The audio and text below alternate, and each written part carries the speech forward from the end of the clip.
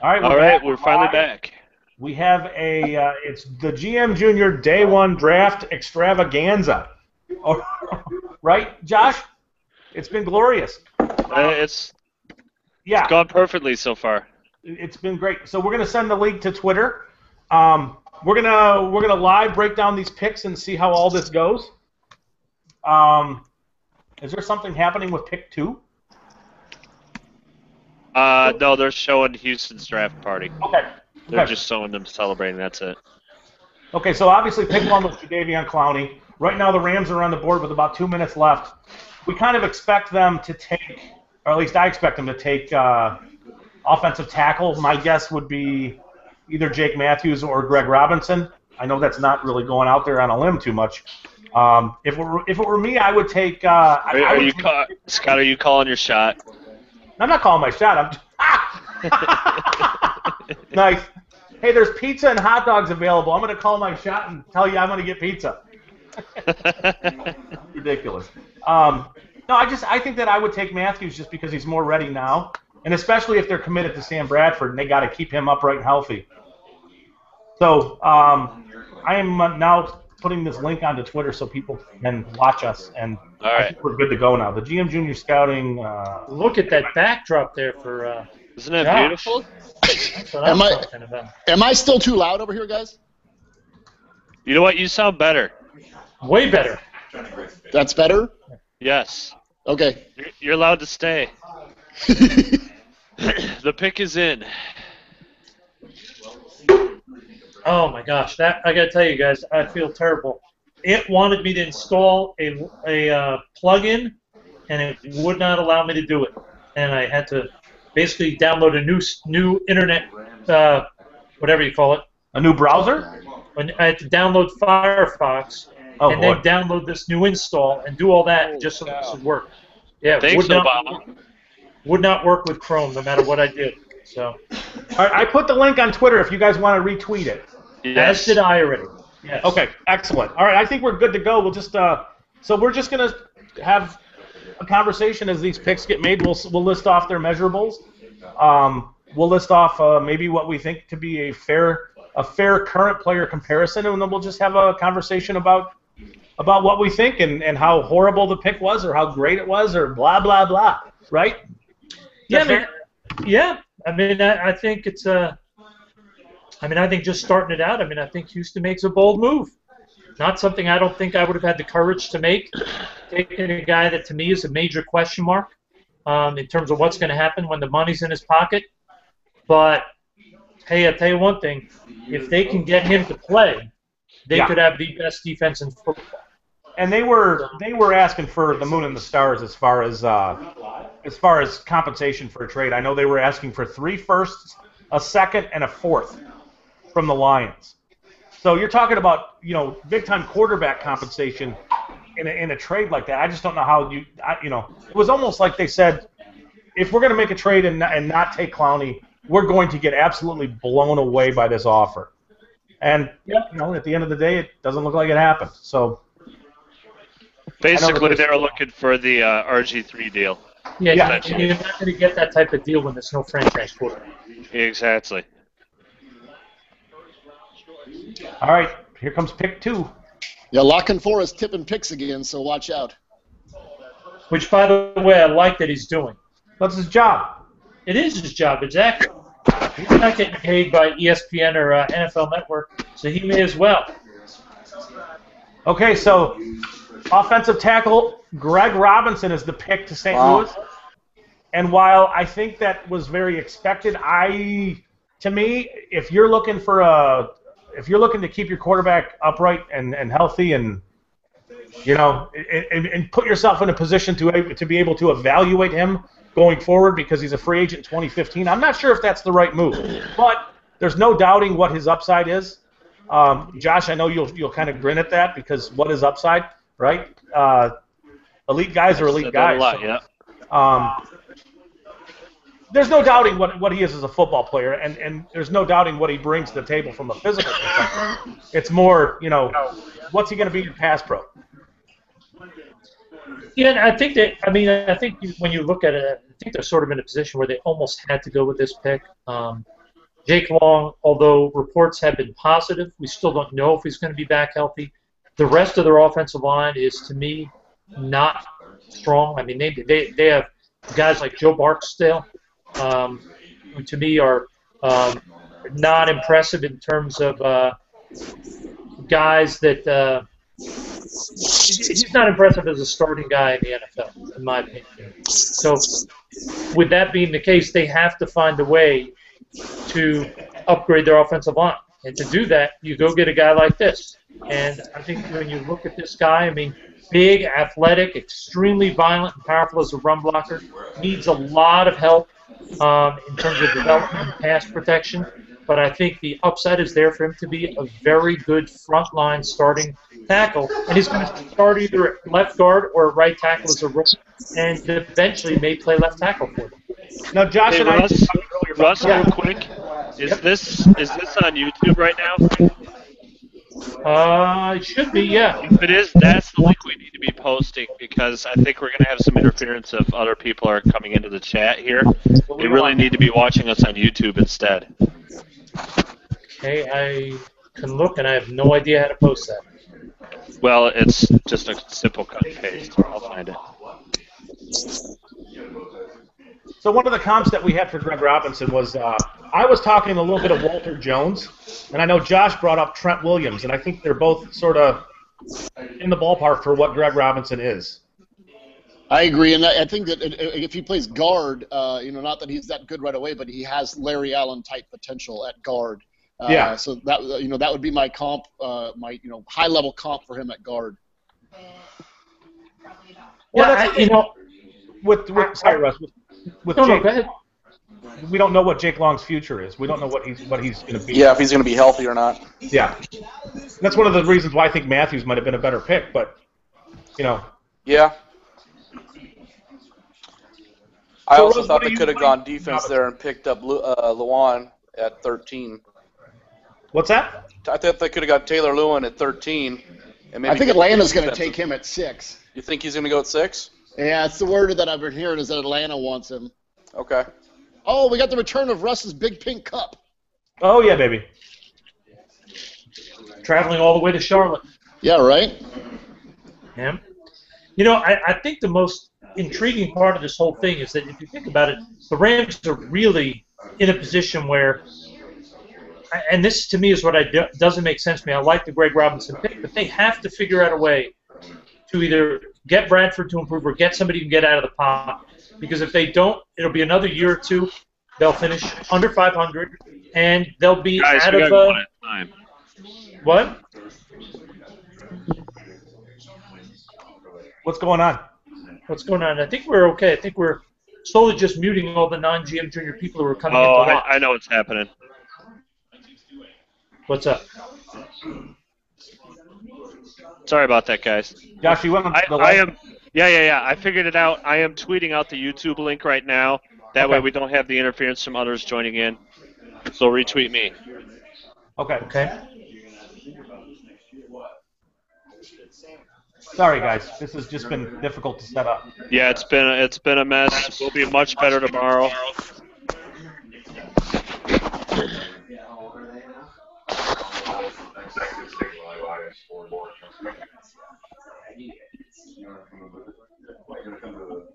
Okay. So we want everybody to click on the YouTube link and not. Right. Okay. And of course now my Twitter's not working. All right. I just retweeted. There it goes. There it goes. Okay. All right, Okay. here's where the fun begins here at pick 3. Yes, this is going to be where things kind of go off the rails, maybe. Yep. Oh, here we go. Pick is in, so they're picking. Man, this is so. Let's call it. This could be Khalil Mack or Mack Manziel? territory. I think it's Mack Khalil Mack. I think it's Yeah. Mack or Manziel. Oh, I don't think it's Manziel. Although I would love it to be here. Yeah. I think it would Although be a very you're right, Russ. I mean, you mentioned Russ about you don't take a quarterback now and you don't really address that position. We're going to see them in the top 10 next year, no matter who they take now. well, yeah. I think the the reality given regardless who they have picked. But Here we go. I don't know if I agree with that.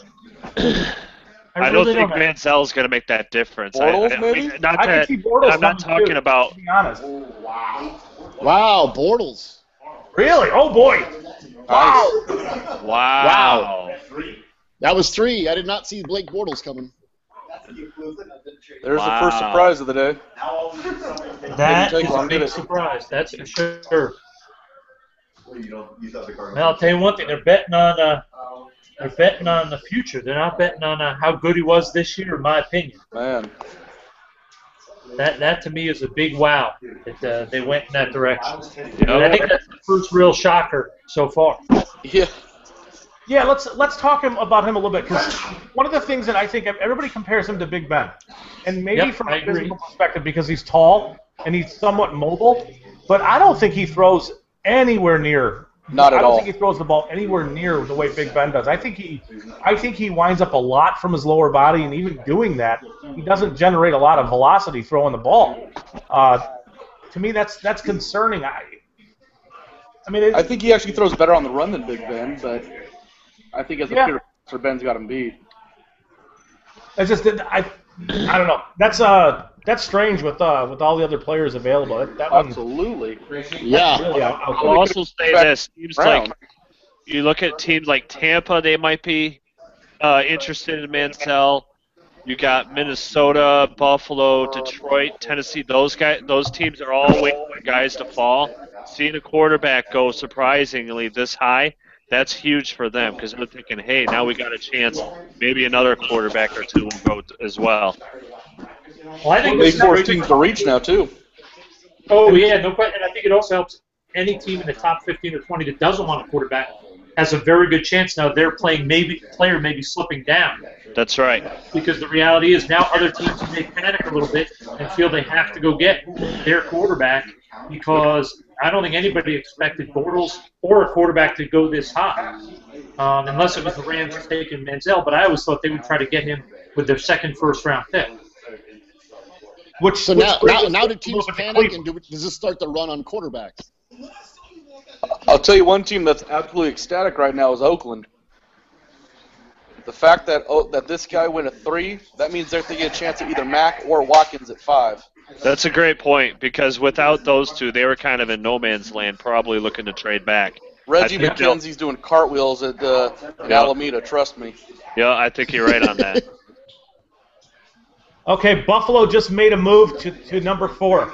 Buffalo just jumped to number 4. Are you serious? A homegrown guy to get Mack. Buffalo just traded to number 4. To get Mike Evans. Mike Evans. Evans?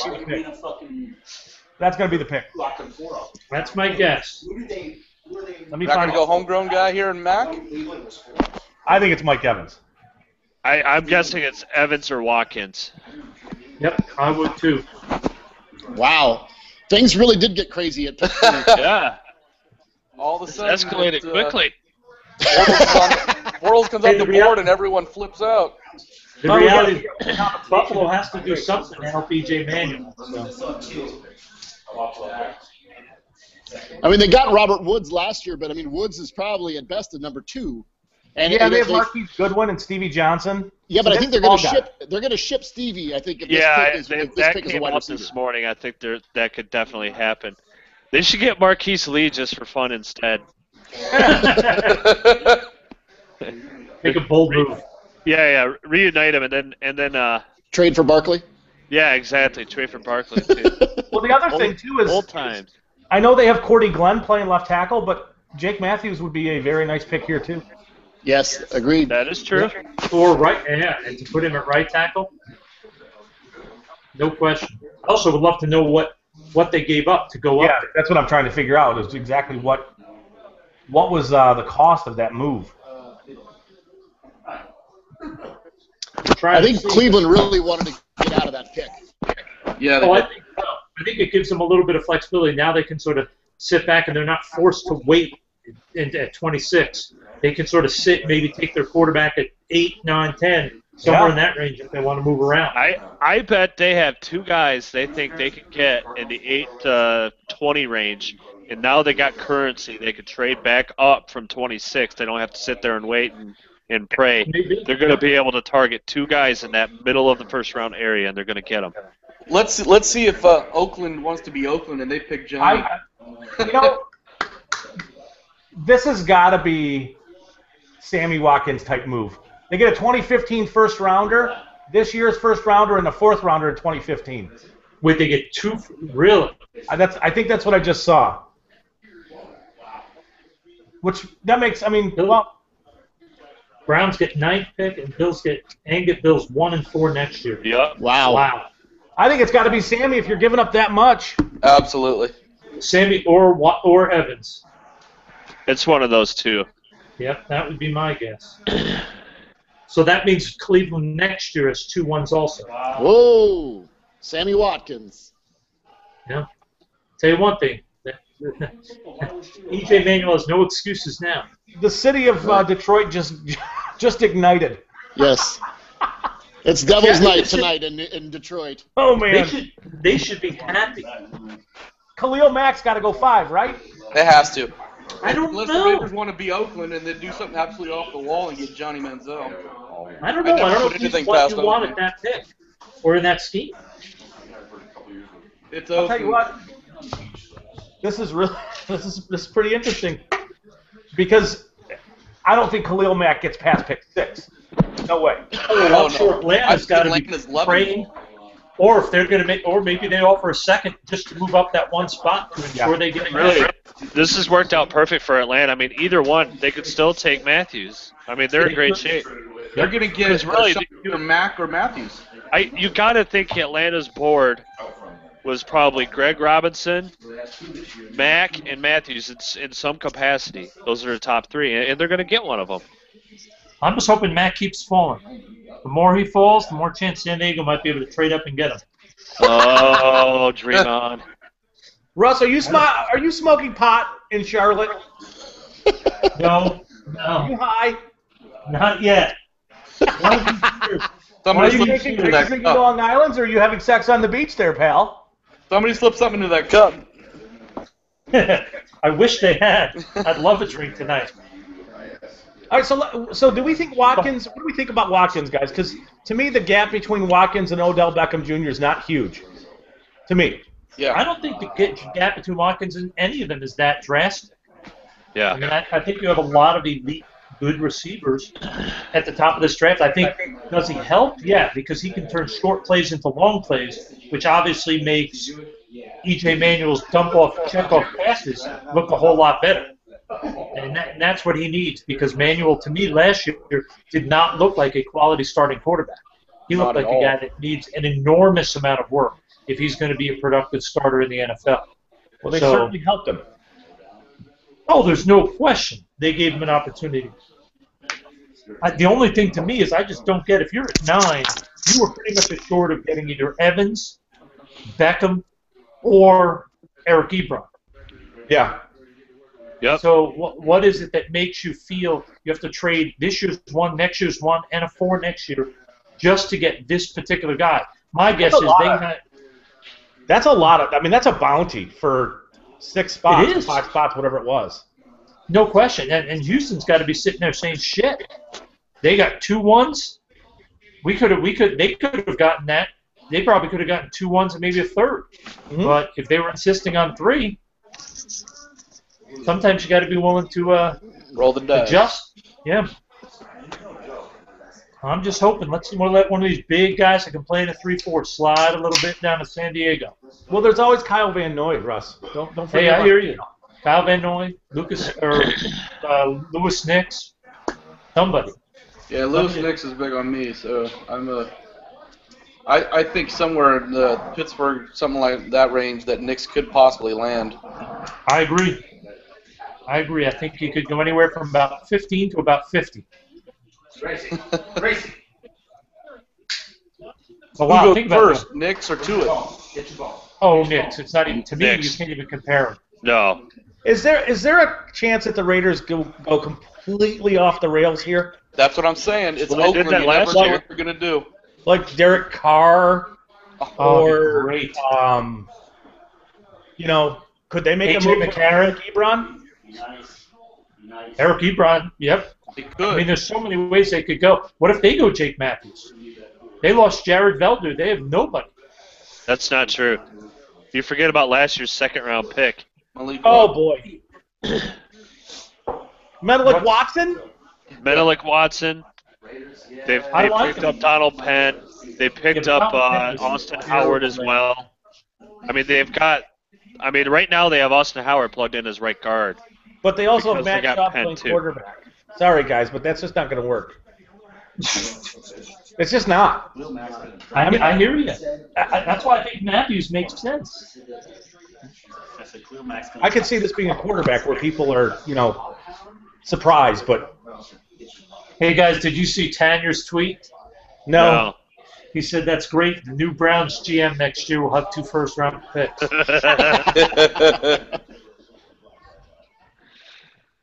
So I'm hearing the Raiders didn't take Carr from what I'm seeing online, and it's gonna be Mac. Dang, he couldn't have slid about 20 more picks. You got to hope.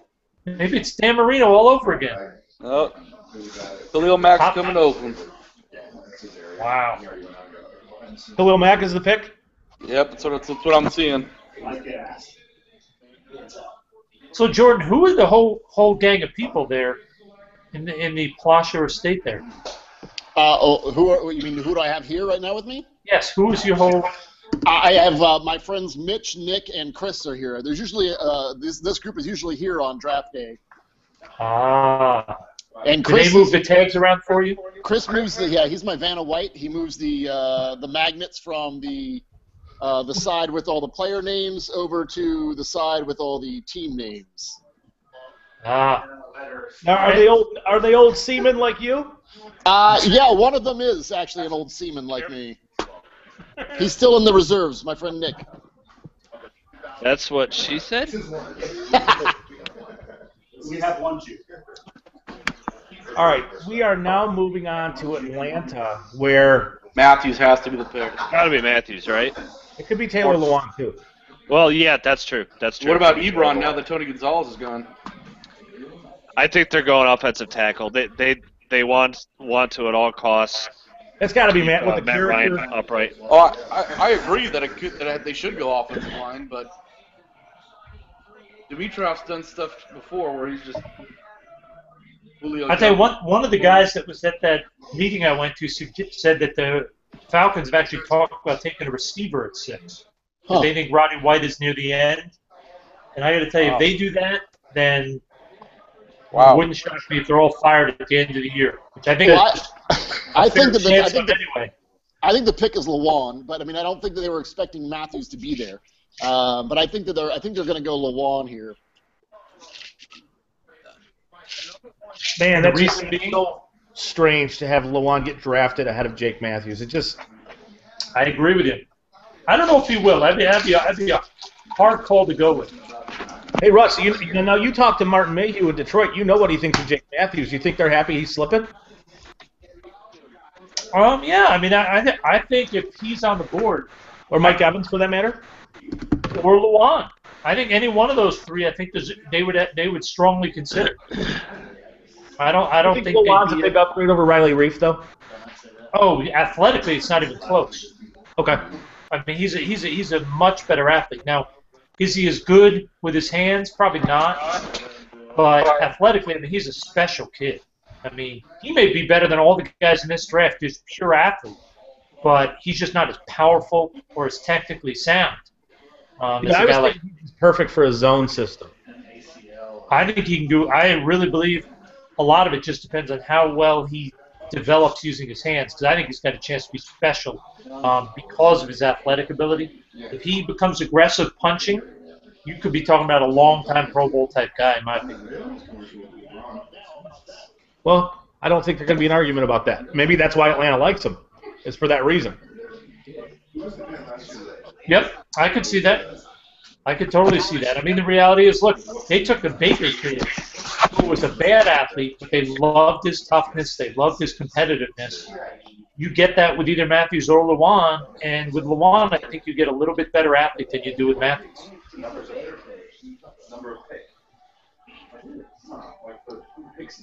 I think we might see some quarterbacks come off the board here pretty soon too. I'd love to see it. You know, I mean, I'll be very excited to see how Mac plays. Yeah. I mean, I think with Oakland, I feel a little bit for the kid because he's not going to be playing with much talent. But it'll be interesting to see how well he does rushing the passer when he has nobody else to take the pressure off. Do you guys think Aaron Donald gets picked in the next 2 picks? You know, there was some talk of him to Atlanta at that same thing I was at on Monday, but we just couldn't figure out how he would fit in what they're doing. Yeah. But I could definitely see one of the team. I don't know if Tampa would go that direction, especially with what McCoy came out and said today about don't expect me to move positions if they want to play Donald at the 3 technique. Yeah. But I definitely, I mean, tell you one thing, if the Bears have got to be on the phones. Oh, they should be. Absolutely, they should be. Completely agree with you on that one. Especially to Cleveland. They've already shown they're willing to move a little bit. Why not call them up and say, hey, we'll give you our 2 and this year's 1 or something.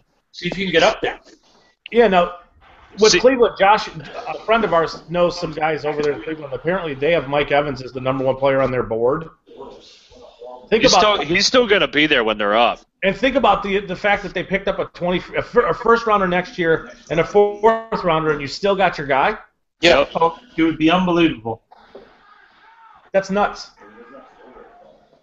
Yep. Oh, you have to give the old regime credit for getting the 2 1s this year, and the new regime credit for not feeling they have to sit there and take players.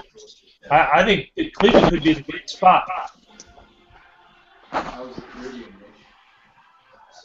mean, if I'm the Falcons, I mean, I'm surprised they're taking this long.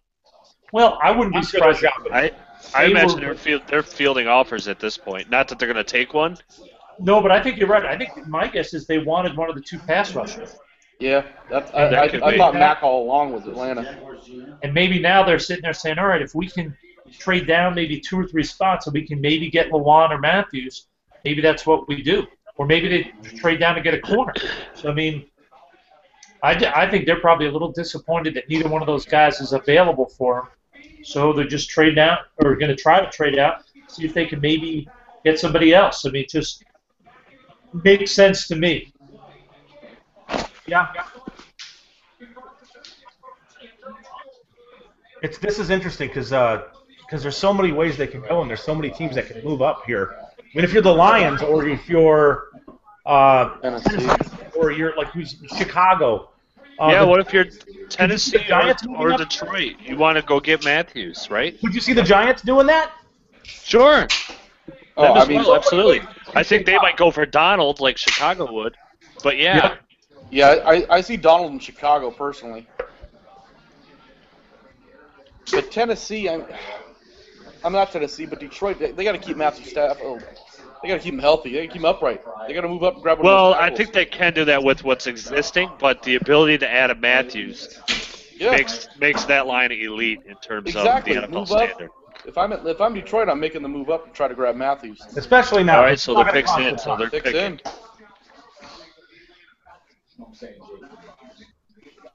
And then we could see Manziel go to 7. I could see Bobby Smith take Manziel. Yeah. Yep, I could see that. It'd be very interesting to see him with Jeff Tedford. Yep. Yeah, that would be, wouldn't it? Pretty amazing to see Tedford, who traditionally had those classic pocket guys, the one read and go, and now you put him with a guy like Manziel, who's just they could do some good and some terrifying things all together. Just think of the improv with him and Vincent Jackson too. You know. Yep. Or do they take Mike Evans and aim to get a quarterback in the 2nd round to compete with Glennon? Yeah, I don't know. Is Mike Evans too similar to Vincent Jackson? I suppose that's a team-building concept. I don't know. Maybe Odell Beckham Jr. might be. Yeah, I was going to say Odell Beckham. He'd be a good fit.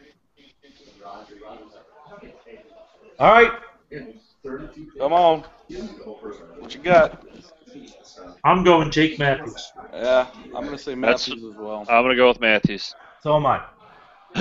I'll go with So Lewan. that means it's definitely going to be Oh, Lewan. they took We're all Matthews, taking Matthews. Yep. They did, really. That's a good pick. That is Yep. a good pick. Probably, we That's a good discussed pick for earlier them. when we did our GM Junior mock draft that that's probably the safest pick in the draft right there. Yes, I agree. It's a very safe pick. And also, think about it. They have to protect Matt Ryan. Their offense has to improve, or they will almost likely be fired. So I think that's a huge move. They want to run the ball more. They have to protect Matt Ryan. I mean, everything lined up. It makes a lot of sense. I just want to see what. I just want to see my Chargers get a good player. That's what I'm worried about.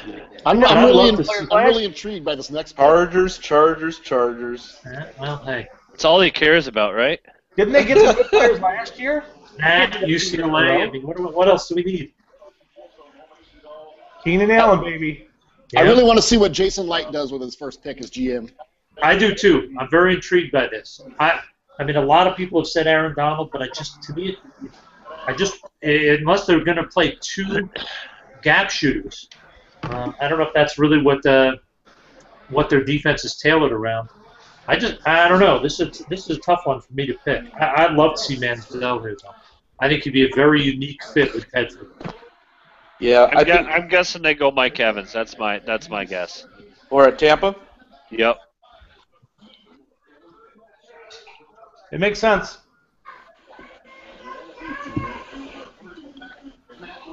Apparently, Jake Matthews is going to play quarterback. He has that number 1 jersey. Yeah. That's funny. Hey, why not, right? Shoot. He's going to be one of the best players on their team very, very quickly. Yeah, I agree with that. No question.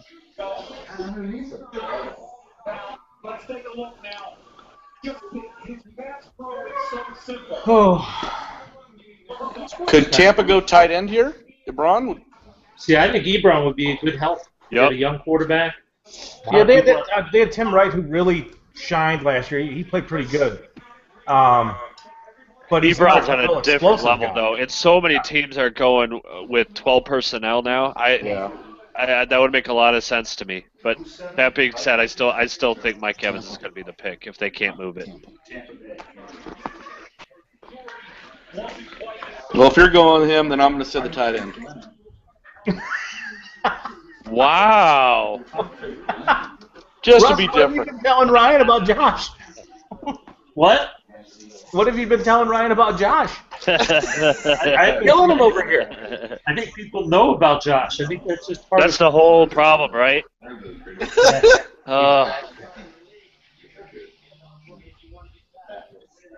Make it interesting, right? Yeah, Josh is definitely one of a kind. So, The way and I want did it. see him today, and he looked skinny. What? I'm losing it. I'm getting there. Yeah, that's what I'm saying. Scott is totally puzzled. No, I think I saw what's happening here, and I'm happy. And you're what? I He's just got watching porn, Mike Evans' agent. and he said, "My guy told me he's not going to the second round now." Is What's that? someone trading up for him? Or is he going now? Does anybody else hear music? Nope. No? I'm seeing Josh. Looks like you're right. Evans is going to be the pick.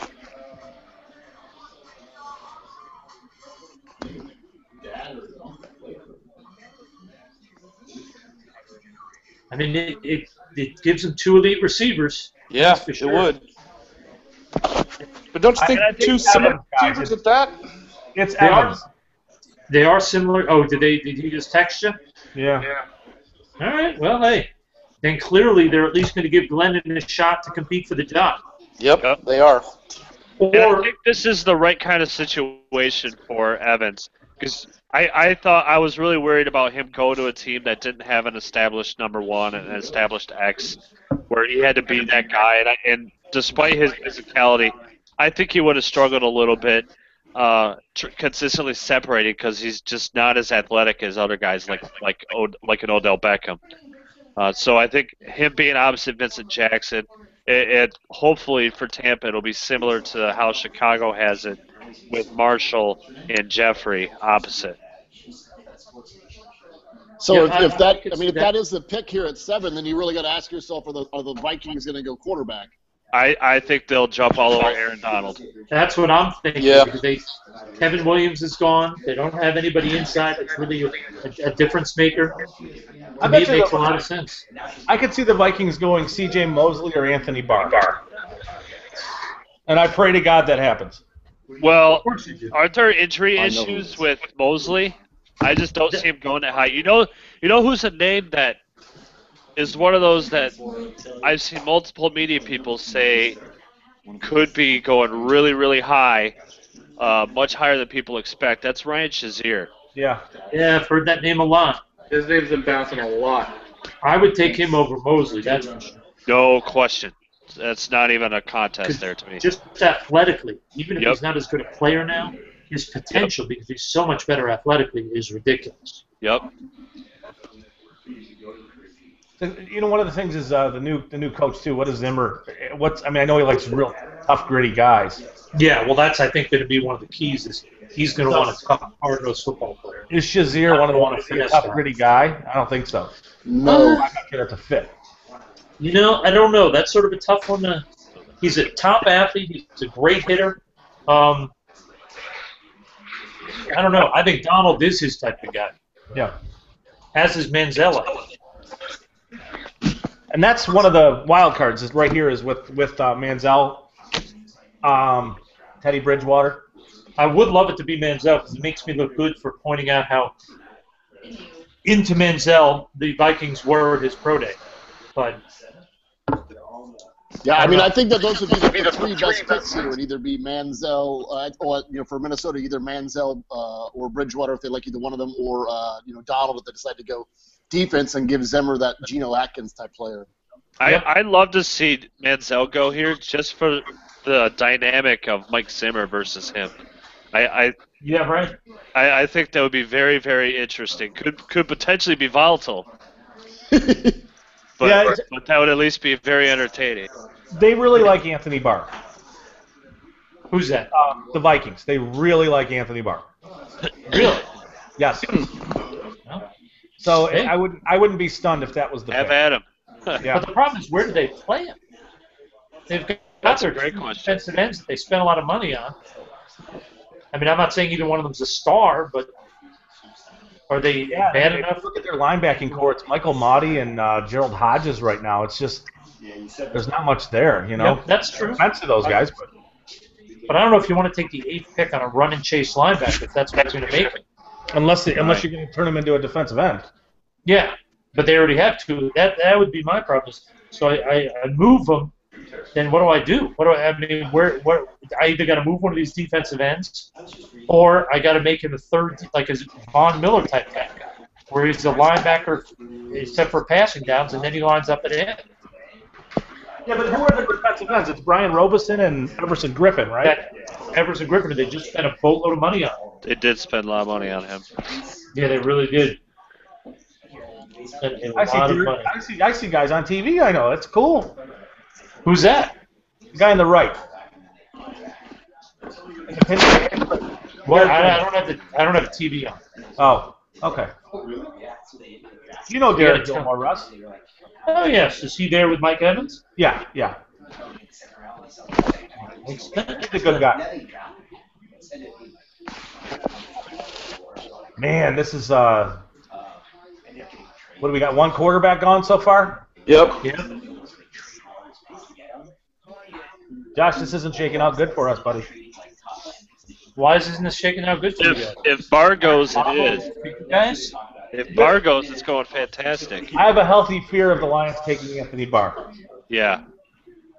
I have a healthy fear of the Cardinals taking Ryan Shazier. I don't think he's going to get there. I hope not. I hope he goes Wait. to Miami. Maybe Arizona trades up to the spot, gives their first round this year, first round next year, first round 2016, and maybe a few days of sunshine. Hey, we already. Ryan Shazier. honestly, with what's still on the board, we could see the Lions move back. Yeah. Oh, totally. Oh, You know? trade Well, at 8. Oh. Did you say a trade happened? Trade at 8. Yeah. Oh. Cleveland moves up one spot. Manziel. They got Manziel. It's Yep. Manziel. Yeah. Got to be Manziel. Yep. They move up one spot. They drop back and get the additional, and they're going to end up getting the quarterback that they wanted all along. Well, Minnesota's They not moved gonna up get one much. spot. Remember, Minnesota did this 2 years ago. They got like a 4th-round pick is all they got, and they were at That was the pick Khalil number one, 3. right? The Khalil Richardson? Yes, that's when they got Matt Khalil. So I imagine that's pretty much the compensation they're getting right now for this. What do you guys think? You think Manziel's their pick? Yeah, it's got to be Manziel here. Yep, I think they wanted some way to get both Mike Evans and Manziel, and once one was gone, they said, "Screw it, we got to get up, we got to go get him." Yep. Because a team like St. Louis, who's a couple picks away, team was going to move up. So the Browns are back up on the clock? So Yeah. they get Yes. a 5th rounder to go up one spot. Oh, imagine if So it's that tells you Manziel. that Minnesota knows. It's got to be Mansell. And the pick is already in. Minnesota knows that their guy's falling, and it can't. I mean, I don't think Minnesota's looking at quarterback in this situation. No. The Browns Or gave they up. are. It's not The Browns Manziel. gave up a 5th-round pick to move up. Yeah. So they give up a 5th to move one spot. They got a 1st, 2 firsts, and a 4th to drop 5 spots. Win. They gave him a 5th to move. Wow. Wow. They're doing something right. It just that tells you that they. Wow. How would you do that? I mean, who's Minnesota? New regime. I guess I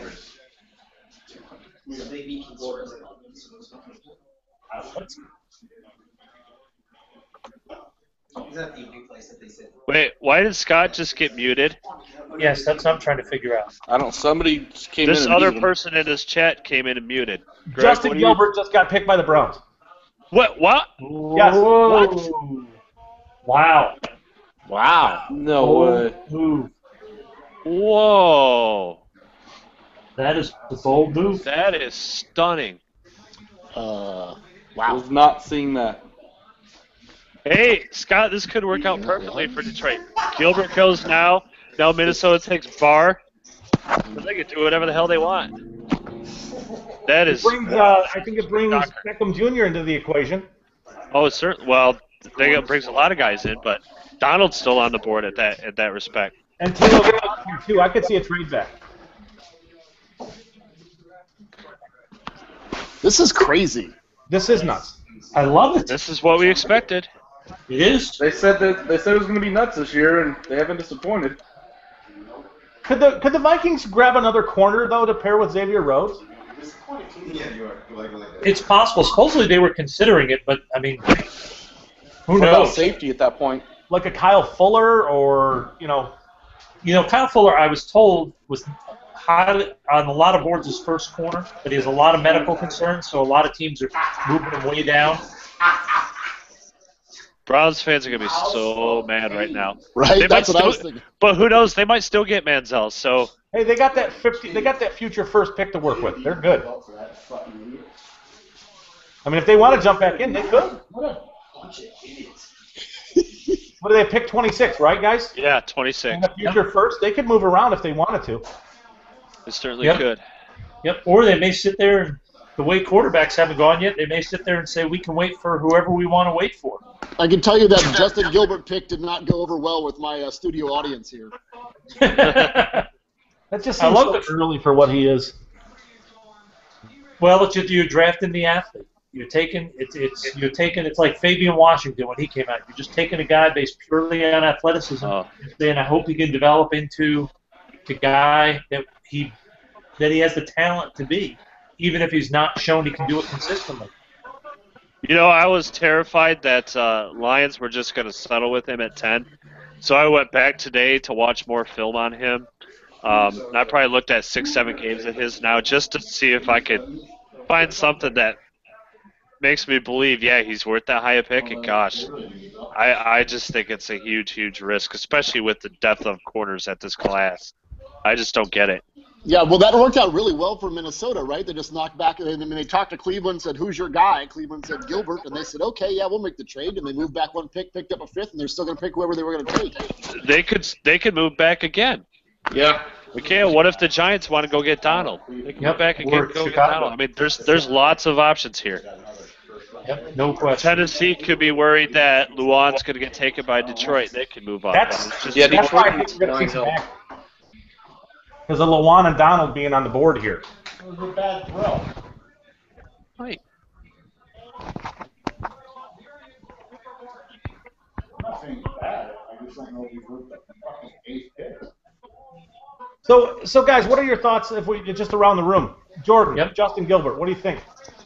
Well, I mean, as far as his cover skills, I mean, he kind of, as far as a player comparison, I would probably say the best player comparison I could think of for him would be Patrick Peterson, because he's probably a better athlete than he is a corner at this point, and especially with the added return value. But I mean, he was not my top, corner in this draft, so it's a little bit shocking. But like Russ said, I think they probably went for the athlete here. Yeah, I think that's what Peterson it was is. so physical, though, much more instinctive and physical. Agreed. Which one? Peterson. Pat Peterson. Yep, but at the same time, he had some instincts questions too. So I can understand it. And also, he's a tall corner. If you want a guy who's going to be a man corner and play up there and be on a guy, you want a guy who's got height. So, I mean, I can understand it. I'm not saying it's the right pick. I would have gone Fuller, but I can totally understand the reasoning behind it. All right, Minnesota's picked in. Please be Anthony Barr. I'm guessing Aaron Donald. Donald or Manziel, probably. Who's Darren Donald? I said Aaron. I know. My nose is stuffy. Hey, you didn't have to set up your little video setup on a bed, so. You think that's comfortable sitting like this all night? Probably not. No, it really isn't. Especially when you're sitting in bed and all you see are 5 ugly guys in front of you. Yeah, that's a problem. Yeah, it really is. Just don't ask Bischoff to pan the camera down, Russ. Yeah, well, hey, especially when Van Noy gets picked. He hasn't been picked yet. Oh, if he goes to Detroit, someone's going to be jumping up and down. Oh, we're going to have a DNA bomb. Yeah, I said that. Yeah. By the way, though, today I watched on the way to wonderful Charlotte the first half of, is it Django Unchained? Django Unchained, yeah. The first half of that movie is awesome. So, I very much like it. I love how whenever you're on plays, you always watch. Takes Barr. Yeah, baby. See, you guys got to listen. I was telling you. Russ, are you serious? Scott knows something. Someone just tweeted out. Minnesota takes Barr. Locking for a saying Barr. Wow. Lions That will is not the- go wrong here now. That was a good choice, or a good prediction there, Scott. In 2 years, you finally got something right. Hey. Hey, you know what? Oh, I forgot I was going to show you something, Russ. I brought something to the hangout for you. It's in my pocket. Is it this? Is it It's this? right here. I beat you to it, my friend. Oh, man. You son of a bitch. Hey, I hear you. Don't worry. Now that you're loving Barr and all that, now don't worry that we have to demote you. No, honestly, I had the Barr stuff. I do not, and just can't see it. And maybe because I'm looking at it through a 4-3-ish lens, but I can't see him playing as a Sam linebacker. Well, I don't either. He's a defensive. I mean, but at the same time, he's not a guy I want playing defensive end. And he's not going to play Will for you. Seriously, if you're Green Bay, Detroit, Chicago, you're happy. Right now, you're saying I'm running right at that guy. Yep, Absolutely. no question. Yeah, I mean it's unless they're really going to use it in 3 defensive ends regularly.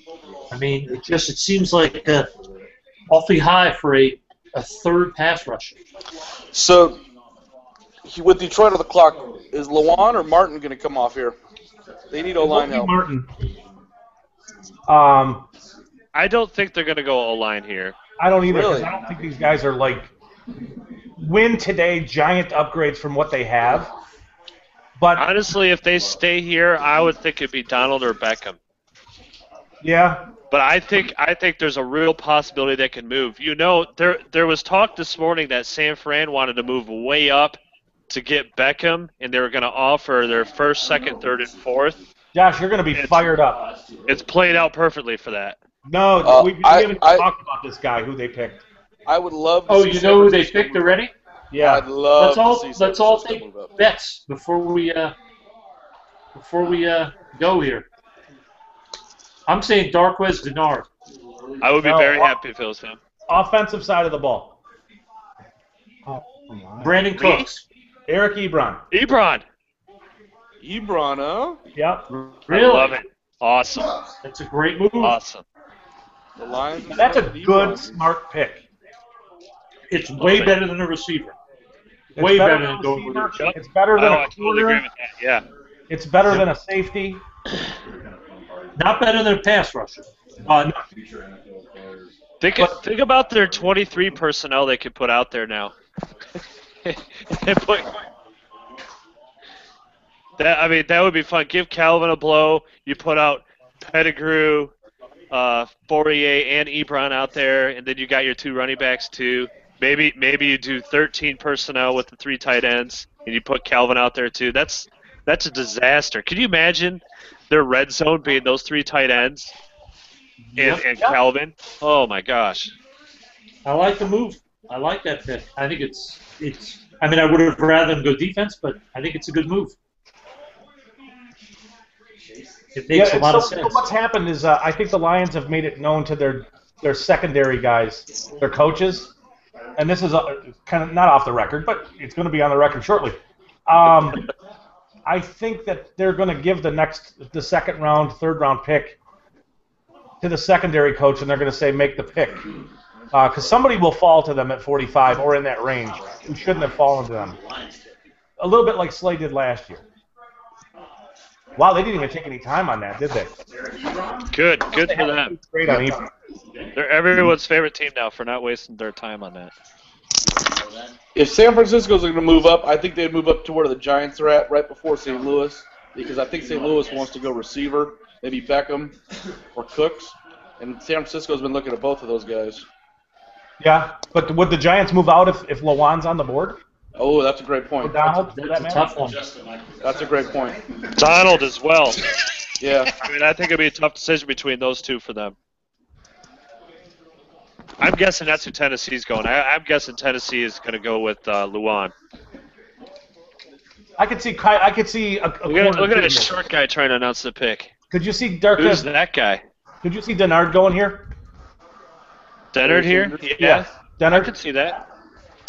Well, I think Kyle Fuller could too, because Ray Horton's going to want DBs who can hit. Yep. Just a So real physical guy. I think Fuller I think has a chance to go either 11 or 15.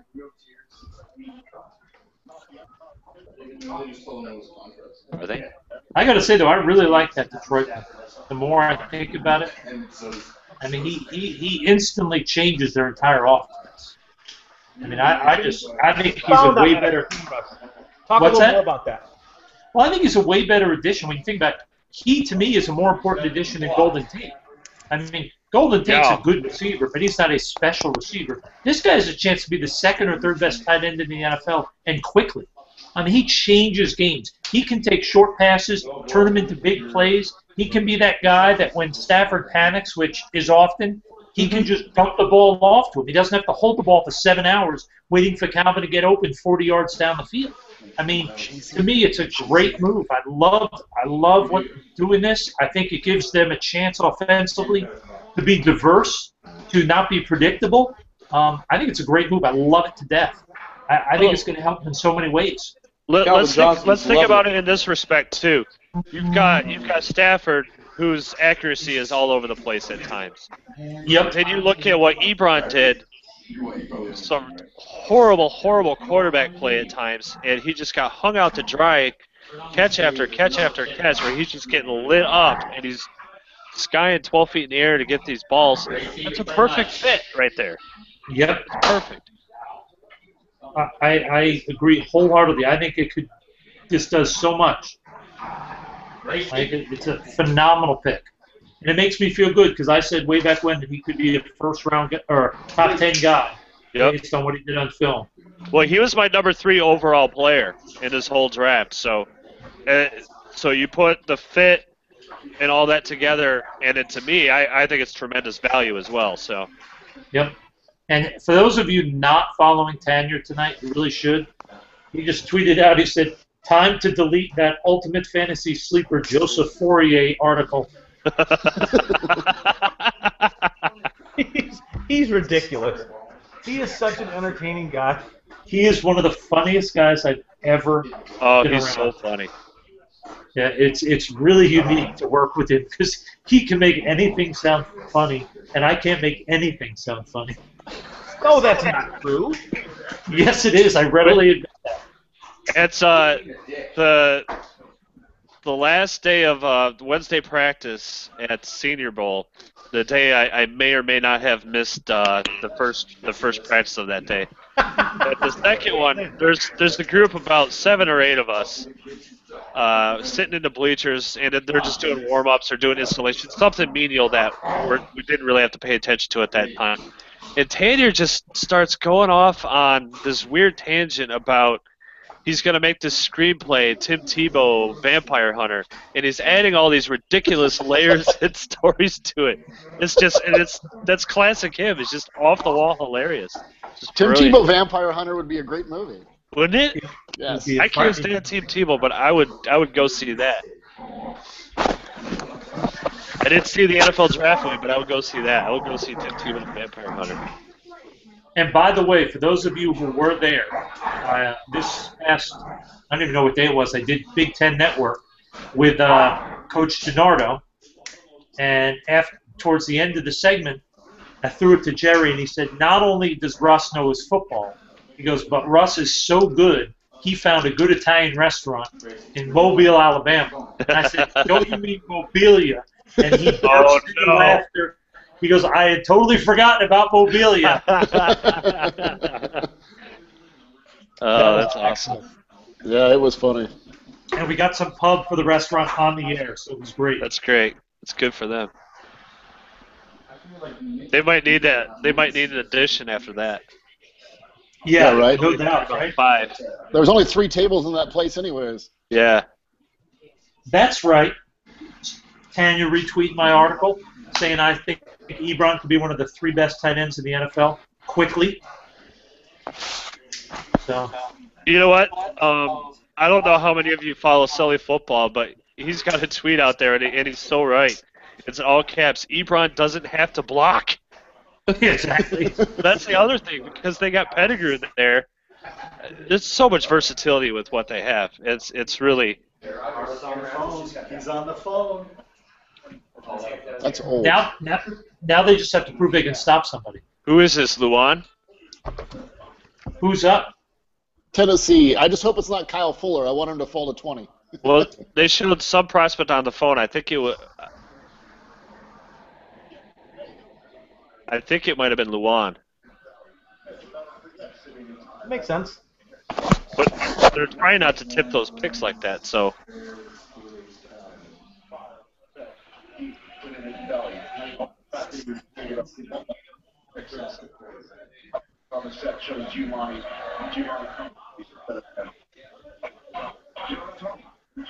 Hey guys, you want to see something funny while we're waiting for a pick to come in here?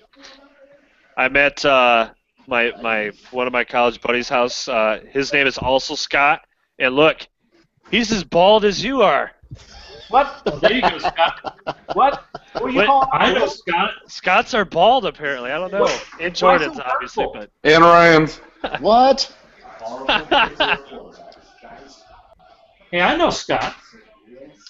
You do. You have met Scott. Is he the one we had dinner with down in D.C.? Yes, the one. Yes. No, we had dinner at the awesome Greek tapas restaurant that took us 2 hours to get a table. 2 hours? Yeah, Donald? Yeah, it might have been more than 2 hours. Yes, I think a little more. Well, outside of you having to drive all the way up to Jersey after that, it was still worth it because the food's fantastic there. But yeah, Luan's the pick. Yep. That means that I got my in our last GM Junior mock draft, I got my Tampa Bay pick correct, and I got my Tennessee pick correct. Yeah, for whatever reason, Tennessee. I've had this one penciled in with them for a while too. It just made sense with what their needs were, what was available on the board. I mean, it makes a lot of sense, especially if they are going to hope that Locker develops into a quarterback. And I think Luan... You better protect him then. Yeah, especially because Locker can't stay healthy, right? No question. He can't stay healthy. He needs a clean pocket. I mean, there's a lot of things. And I really like Luan. I think he's sort of getting a bum deal. And, important to note, first Big Ten player drafted this year, Taylor Luan. Yep. Which is good news. Hopefully we'll get about 5 of those guys in the first round. Help the Big Ten out. He'll be riding his tandem bike out down to Tennessee. That's right. Hey, Russ, can you talk a little bit about Luan's hand usage and maybe what he needs to work on going to the next level? Yeah, he's a real interesting guy because when you watch him, he's almost like 2 separate players. Because when you watch him as a run blocker, he is the rare left tackle that really is aggressive as a run blocker, fires off the ball, makes contact, and he gets a lot of movement on his inline run blocks. But then you watch him in pass pro, and despite being, I think, a premier athlete, he does a lot of upright pass blocking, tends to keep his arms low, and too often he grabs outside the shoulders. But I will say, every probably third time he does get a good fit. He doesn't punch, but he gets his hands inside the pass rusher. And when he does, he is frontline. He stops guys in their tracks. Well, hold up. Is that his mom? Holy I don't know. Cow. Gosh, pull yourself together. Are you saying that good or bad? No. I was going to be the irresponsible guy who said bad things. Hey, so what do you guys think about 12? Do you think it's going to be Zach Martin? Zach Martin or Beckham? No. I think New York, right? Aaron Donald. You think so?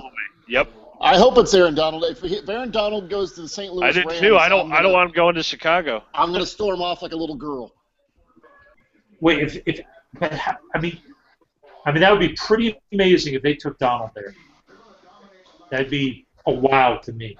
Who, New York or St. Louis? St. Louis. What's that? You don't think they take Donald? The Rams?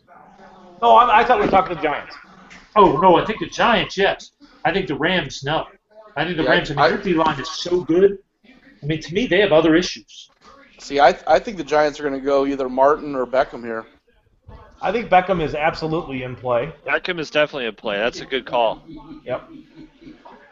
But I don't know if with Justin Pugh there last year, I think Martin gives him some nice versatility. But and they just signed Beatty to a longer deal too. I know he's not great, but yep, they did. I mean, and if we were doing player comparisons, I mean, wouldn't we really compare Martin to Pugh? You know what I mean? Like they're pretty similar guys. Yeah, no, not at all. I think he's so much better technically. You never see him waist bend like you see with Pugh. I think he's also a much better athlete. I do too. He was an okay athlete. Well, that's part of the waist bending thing. Yes. You don't like waist benders, Josh? No, I don't. And don't get me wrong, Pugh is a good, solid player. But I think Martin's got a chance to be very good. But the Giants were willing to take a guy with short arms last year in Pugh, so I mean, I don't know. I will say this about Martin. They need help on the interior as well, and Martin can certainly play there. Yeah, I think he's a Pro Bowl guard early into his career. Whereas a tackle, I've graded him out as a better guard than as a tackle. Well, who's their center? He could even slide inside and play some center too. I mean, that's why I've been gung ho on Martin going to a place like Baltimore because they have needs at left guard, right tackle, center. I mean, they have needs at each one of them, and he can fill any of them.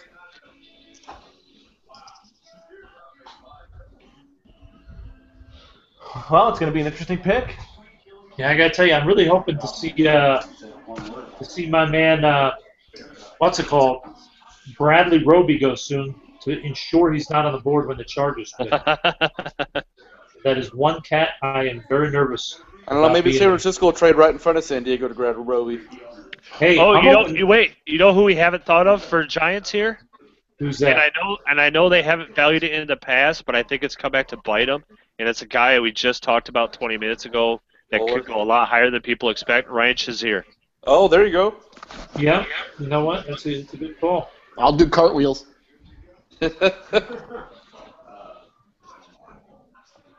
Hey, are you guys am I frozen? Are you guys just seeing my shoulder there? No, we're seeing your face. I'm seeing an extreme close-up of you. No, unfortunately, we still see your face. Okay. Yeah, because all it shows to me is my shoulder. Sometimes it gets hung up like that. Yep. Everyone's so, Josh, are you looking at this hairline? Is that what you're doing? Are you jealous of this hairline, Josh? Not as clean as mine. Not really.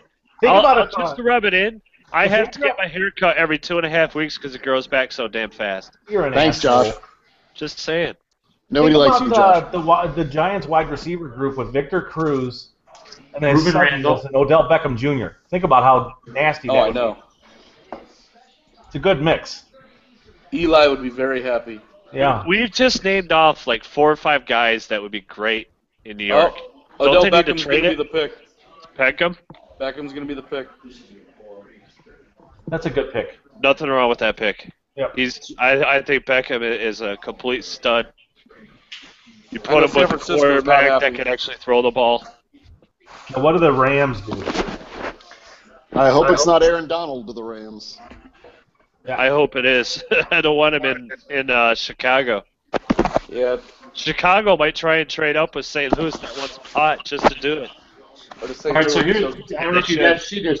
So Luan is the first 2014 NFL draft pick facing active charges of aggravated assault and 2 charges of assault and battery. That's overrated. He's an offensive lineman. You want him to be.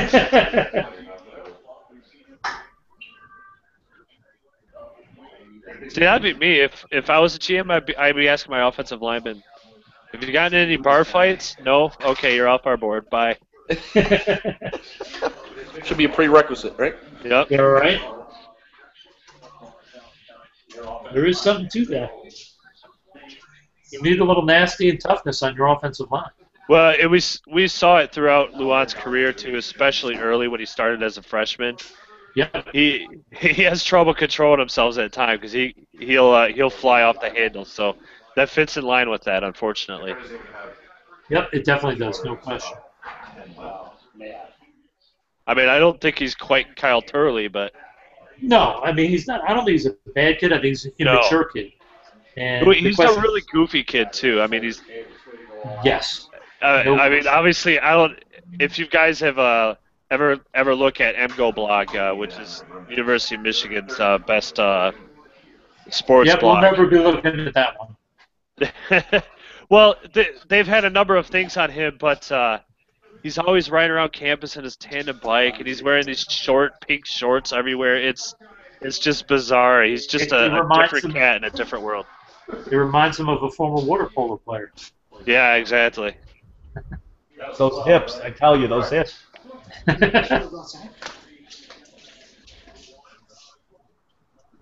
So as we get to this point in the draft, guys, who's the player of yours that you had a big hit on that you're either wondering why he's still there, or you're hoping that he continues to fall so that your team or some other team that you like can select him?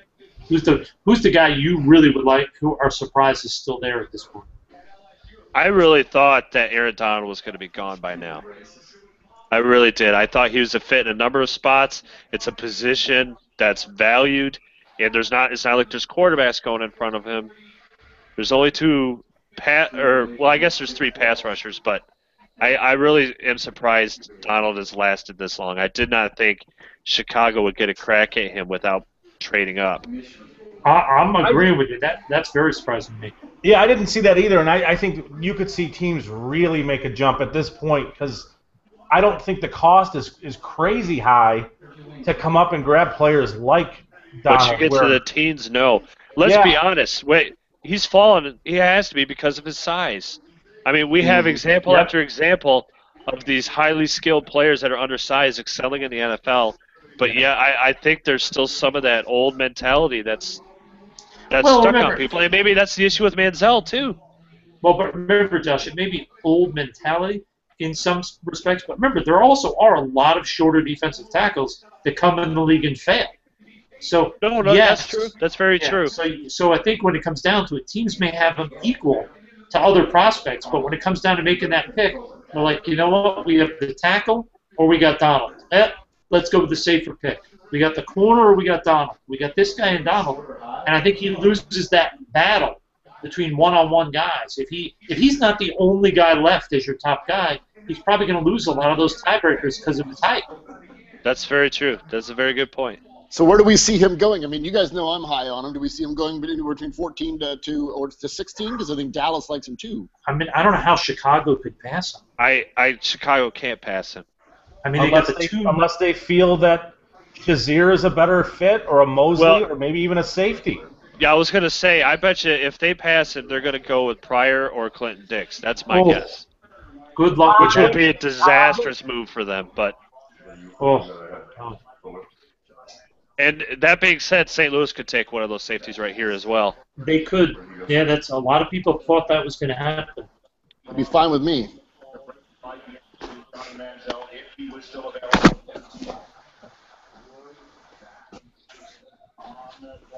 Oh, it's not going to be. There's some good players. This is very interesting how this is shaking out. Yeah, with Bortles and Gilbert going that high, that's definitely allowed some others. And Barr? Yep, and Barr, absolutely. I know I'm much lower on Barr than a lot of guys are, but yeah. I'm surprised there's no that's gone yet. People seem to love Clinton Dix, but I think maybe that's media stuff and maybe not necessarily guys who watch enough. Let's talk about him a little bit, guys. Go ahead, Josh. Sorry, I was talking to my buddy. I didn't mean to do that. Sorry. Did he ask you for a piece of pizza or something? No. Just kidding. I'm good. I can't have pizza. I'm on my diet. I'm melting away. Hey, think about this though. If you were to select Aaron Donald here, and you play him next to Brockers, see, I think he's a perfect compliment there.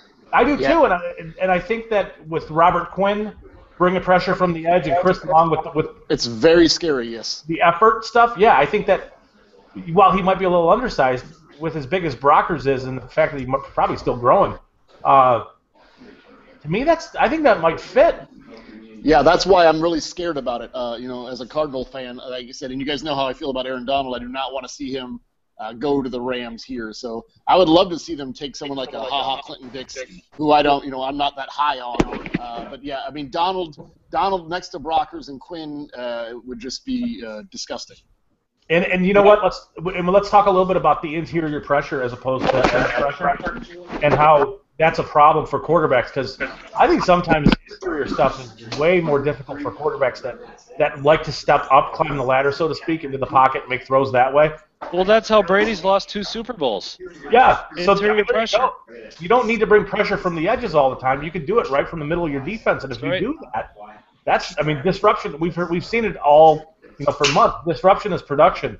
I think with Brockers and Aaron Donald, I think you're looking at some pretty disruptive players, and not to knock it because I know you want him to fall there, Jordan, but I just don't see how that happens. Well, I mean, it would be a great fit for them. I mean, especially looking at the division. I mean, Carson Palmer's a strider. He likes to stride into his throws, so that interior pressure would disrupt him. And then with Kaepernick, it's really easy to get Kaepernick flush out of a play. So I mean, with that interior pressure by Donald, I mean, you could really disrupt Kaepernick and Palmer. So I totally agree, Scott. I think it's a great fit for them and a great fit in that division. That's why I hope it doesn't happen. It would be. Today. I mean, they would literally have the best, perhaps the best D-line in the NFL. Yes, they would. My source here says it is indeed Aaron Donald. Really? Who's your source? Oh, yeah, the other Bald Scott. Can we stop saying I'm that? guessing, is it Lock and Fora? Yeah, it was Lock and Fora. I already posted it. Sorry, Jordan. I want to say something so hurtful and mean right now. Well, I mean, if I scream and Scott, run off like a girl throwing a tantrum, you'll understand why. Scott, let's be honest. From our perspective, to get all fanboy here, could this have gone better for us? Not really, because I think the Lions got a wide receiver in a tight end's body. Yep. That's enough said. I mean, obviously they needed a wide receiver, but they just happened to do it in a big player, a big red zone guy. I like it a lot, but I can tell you, being in Detroit, they're going to get killed on the radio tomorrow because it's a tight end. That's your job. That's your job. Then to be on there. You know, it's funny, and I know we've had this discussion before. One of my other buddies texted me. He's a Lions fan too. He said, from everything he's heard and read, Ebron seems like a better version of Mike Evans. And that's one of the things you talked about with Evans, how maybe, really, he's almost, you want to put him in a slot in that tight end. And that's kind of very, very true when you're talking about Ebron. You guys remember I was talking, not that I'm trying to give myself props, I'm not, but just the conversation about the tight end and Lombardi coming to the Lions and him having that's Jimmy a great Graham. one. Yeah, great call. Yep. You know what I'm saying? So I think what we saw is that the Lions know their offensive coordinator's comfortable with how to use that guy, and they just got that guy. I'm not saying that Ebron's Jimmy Graham because they're different guys, but I'm saying it's the concept that you've got a player who you can use in a similar function, and the coordinator's comfortable doing that. That matters. And also, it made me sound good. Come here. And that's hard. I know that's a challenge. Now, Russ, you didn't think that was funny? You bastard. What? Hey, what's his name? When did you say something funny? I'm just trying to figure that out. Oh, my God. Yeah, brutal. I'm just busting your chops. Hey, are we going to catch movies in Mobile again next year? I think so. If we can afford it or not, I promise. If we can afford it. If we're running our own company, we may have to take a little cut down on the expenses. So, again, no, Scott can Sorry, Jordan. Scott can bring one of his gold bricks with him. I'll just chop off a gremlin. Whatever that thing is. I think that would be a wise move. Well, I just want you guys to know that all these years I've been saying I've never been to Vegas. It looks like my fantasy football draft this year is going to be in Vegas. So I'm finally going. But what about us? I thought we were going to go to Vegas, baby. We're going to try.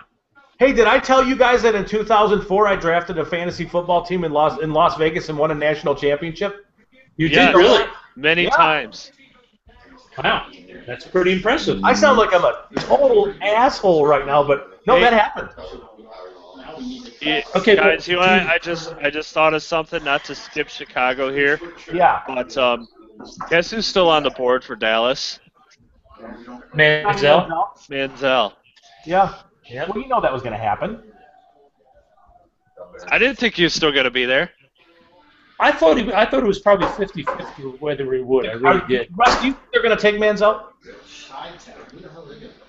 Being tied to Roma the way they are with all that debt money? I don't know. I'm sorry, guys. So this Aaron Donald thing is still frustrating me. Can you imagine what Aaron Donald is going to do to Lyle Sindline?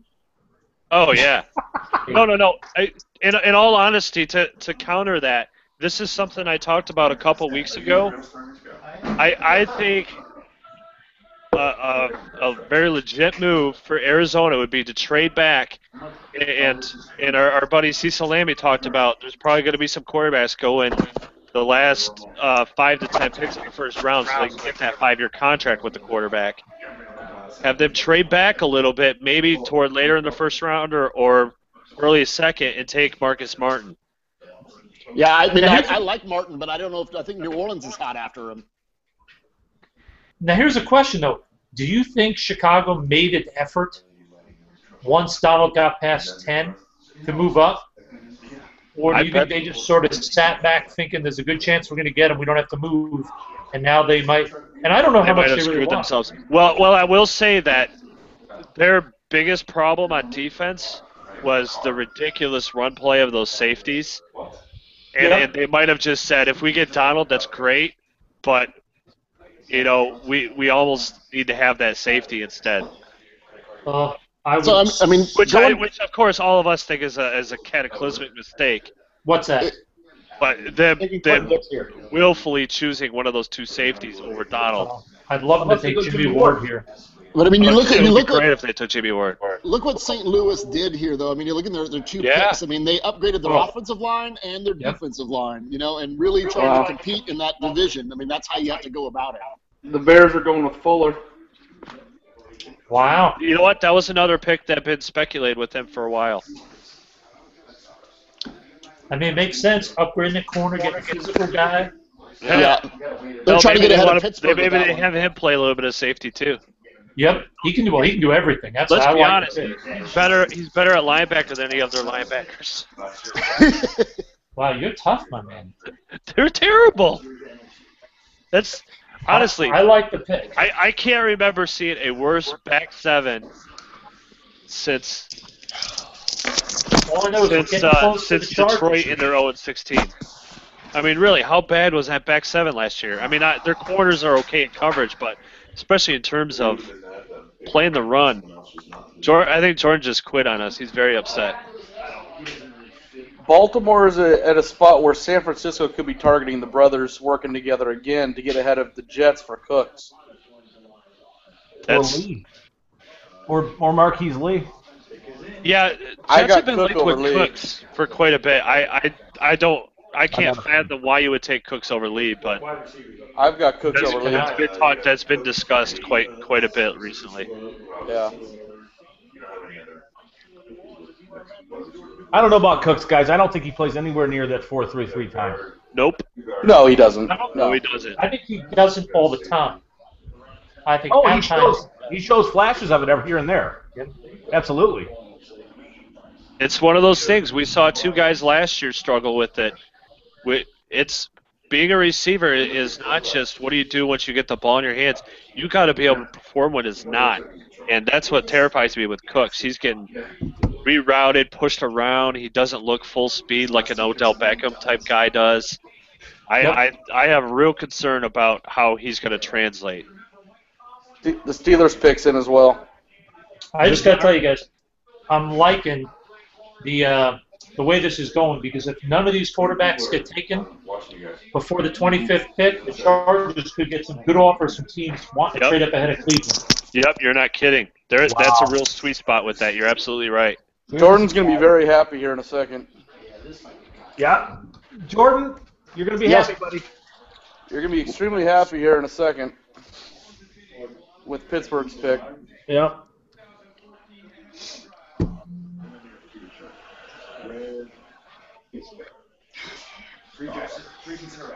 Yeah, these last two picks have made me die a little bit inside, fellas. Well, you're going to be very happy in about 2 minutes. Absolutely. Thank you.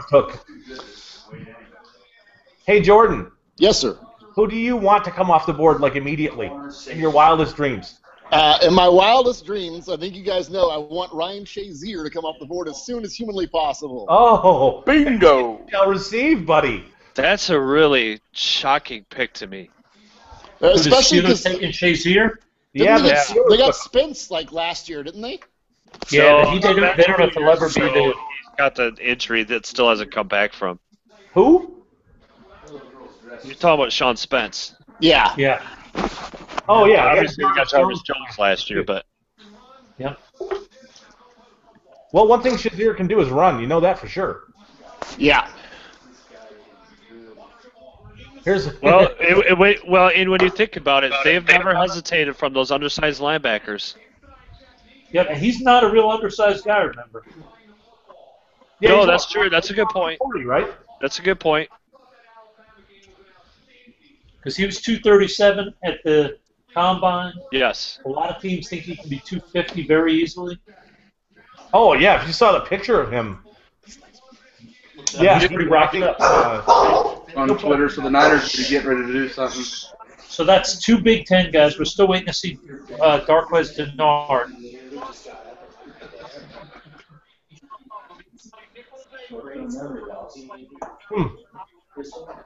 You had Well, one thing though, York starting to I'm chime very in, so intrigued the by Niners may be by moving. that Bears pick.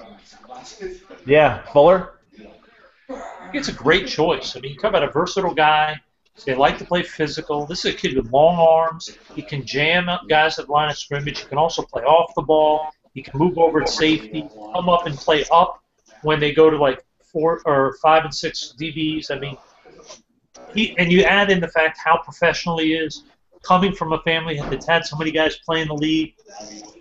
I would bet he'll be one of the first rookies named a starter. And I would also bet he probably is one of the most productive rookies just because there won't be much of a learning curve for him. He's going to step right in and be a professional from day one.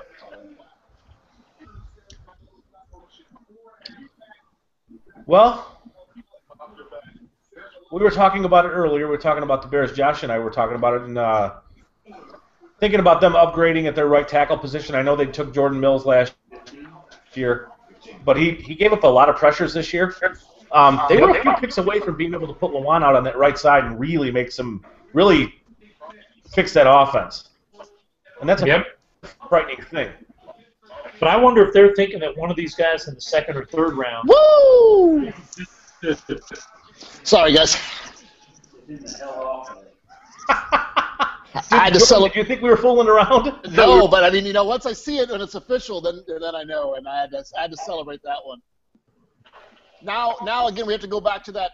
16 is the Johnny Manziel rumors true to Dallas? I just can't see that happen. I can't even envision that money and the contracts are almost out. If that happens. Well, I mean, the other people they've been associated with is Barr, who's gone, and Donald, who's gone. So I mean, are they going to get a front 7 player that they need, or what are they going to do? What about safety? They could, yeah. I mean, is Calvin Pryor like the perfect Cowboy safety? Probably. I think, Russ, you mentioned this maybe 6 weeks ago about the activity that we would see teams coming back into the first round. And I think that's going to happen. I think we're going to see some action. Yep. Well, I think it could start, like I said, at 20. Any of those picks right before Cleveland. If no more quarterbacks go in the next, say, 8 or 9 picks, I think you're going to see Kansas City, Cincinnati, and San Diego get some offers. Because no one knows for sure, obviously. As you can tell, just the first few picks already approved. You don't know what's going on in these first 15 picks. It's impossible to predict. But if people believe around the league that Cleveland is going to address quarterback with their second first-round pick, teams are going to want to trade up if there's a specific guy they want. Then you add in the Couldn't Kansas City do the same thing? Teams might want to trade in front of them just to be sure. I don't know. I have not heard that Kansas City's that they're gung-ho about the first round. I've heard they want to get a quarterback, but I have not heard gung-ho about the first round. But it all depends what you as an organization believe. If you believe a team is specifically targeting somebody, you're going to go jump ahead of it. And especially like we talked about, Scott, what Cecil mentioned to us, and I confirmed it when I was talking to Andrew Brandt, who used to be a captain for the Packers for many years. A lot of teams have put a lot of value on taking quarterbacks late in the first round instead of waiting to the second round because you do get 5 years on it. So it wouldn't shock me to see teams trade up into that bottom 10 picks of the first round. If you're going to do that, you're probably going to want to get ahead of Cleveland just to be on the safe side. Yeah. So, I mean, at what point, do we see these guys start to trade back up for the quarterbacks? Is it at 20, or is it, before that? Well, you would have to jump in front of, I would think, right around where Cincinnati is, right? Yep.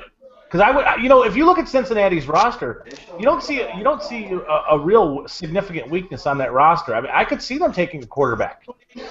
So I think that you might have to jump in front of them. Could too. Yeah. But I wonder if the thing is we can see it, but I wonder if teams really believe that enough to make them want to jump up. You know what I mean? That's true. Teams have to really believe, and I just don't know how. The only team I could look at down coming up, could the Jets take one? They don't have anybody. Could Arizona take one of the guys that's fallen? Maybe. I don't think Green Bay, Philly. I really don't think KC would take one in the first round. I don't think Cincinnati would take one in the first round. I don't know. It's a tough one to predict. Well, we'll see. If one comes off the board, I think that'll spur some oh shit action. Oh, I think you're right about that. There's no question. I think that's going to be the key is when the next one goes, I think it could either the next one will cause a panic, or if none goes before pick 23, I wonder if teams are going to be thinking Cleveland's going to jump on one. And if none have gone at that point, they may be content to say, you know what, we'll be okay waiting for one and getting them either the way bottom of the first round or the top of the second, and not having to trade up into the early 20s to get the guy that they're looking for. Now, I will say, though, go ahead. Go ahead. Oh, George, go ahead. You got a question, man. Go ahead. No, I was going to say, do we think that maybe Houston tries to jump back up and get Johnny Football? You know what? That would be a very interesting thing. I mean, I don't know if that's their guy that they really want, but I could see that. Pick is in. Absolutely, who the owner wants. I know that. Absolutely. Whoever Jerry wants is who they're getting. Oh, no question. Well, and this would be the first time where his interest has been leaked ahead of time as to who they take. That's been known to happen in I'm Dallas. going to say either Pryor or Manziel. Pryor's a good guess.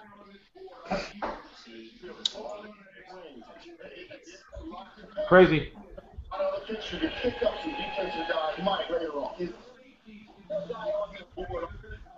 Yeah, I hope the pick is Pryor. I'm hearing Mosley, Really? and it's not Manziel. That's what somebody just texted me. Yep. Cowboys did not take him. They're not saying who yet, but all they're saying is they did not take him. Huh. Now, I guess that brings you to the next, personality fit for Manziel. Would you pair him and Rex in New York? Or Manziel in New York, period? Or does Manziel slip out of the first round? He might. He might go in the fourth round where I freaking had him graded. I don't think that's going to happen. No, I don't either, but... It does make us look good that we had all these guys as second-round guys pretty much. Yep. Right now there's only one coming. Zach Martin is the pick. Oh, Zach Martin. What? Yep. Well, Doug Free, it's been nice. I like that pick. I do too. There's so I much you can do with him. He's an instant starter, and it doesn't matter where he's going to be. Yep. He's going to be a starter at one of three different positions. So that's a good pick. Baltimore is probably pissed right now. Baltimore, I think Baltimore's moving back. I bet you they're moving with San Fran right now. That's what I said, yeah. Oh, that'd be a good idea, yeah. Then my Niners can grab somebody. Who do you think they would target, Ryan? Well, I think the two guys that they really wanted are gone, Fuller and Beckham. Those are the two guys that I know San Francisco's been tied to a lot. Cooks or Lee? It could be Lee. I could see Clinton Dix going here, just being it's Alabama. Alabama, they need a safety. Yep. Yeah. I think it's a bad move, but I could see it. And I just don't, they always want those guys who can cover so well on the back end. And to me, that's not him. Honestly, Jimmy Ward would be the perfect complement to Elam. Yeah, that's what I'm wondering. It'd be awesome for us if Ward ended up being the top safety. It'd be great for all of us. The Chargers logo behind Johnny Football. What? Don't fucking give me a heart attack.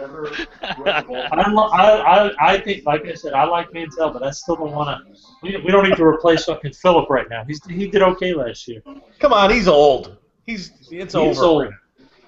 Yeah, he's old. I understand that, but he's better than fucking 90% of the quarterback. Well, not 90. Probably better than all but like 6 quarterbacks in the NFL. Probably 90%. No, I don't know. 6 out of 30, maybe 80. But that's all right. Don't worry, buddy. Come on. All right, fair enough. So if Dennard is still there for Rex, do you think Rex goes Dennard? Yeah, I was just thinking the same thing. I'd love that. He'd use him right. Oh, that'd be great. Because he loves press corners, and you know that he's probably going to go defense with his first round Honestly, when you look at San Fran's roster, though, that's their biggest need. They have to address it, and they have to get someone that can contribute at corner right now. They could make that move up instead of go for one of the wide receivers that could be targeting Dennard as well. Yeah, since Fuller's no longer there, and I know that's who they were really linked to, that Dennard, he'd be the next logical choice. And again, it's one of those things where you've got that pass rush that's coming from so many different areas from San Fran. If you have a physical corner that's jamming guys at the line of scrimmage, not letting them release, he's going to be that much more effective. The pass rush is going to be that much more effective because the quarterback's not going to be able to hit those quick releases on him. What about Verrett? I've heard that he's probably going to fall a little bit. I think there's some medical on him, if I remember correctly. I think it's a knee.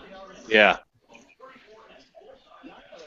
Man, I'll tell you. I know that we disagreed, Josh, but boy, that's a guy. No. And I'm not saying it because I disagree. I'm saying it more because of the medical I've been hearing. No, I get that. Well, no, we disagreed months ago about him, but I just think he is sticky. He is one of those guys that is just so good at what he does. So, are you okay with a 5'9.5" corner? I think for San Francisco that'd be the biggest issue. They're trying to get away. Everybody that they're linked to right now is 5'11" or bigger.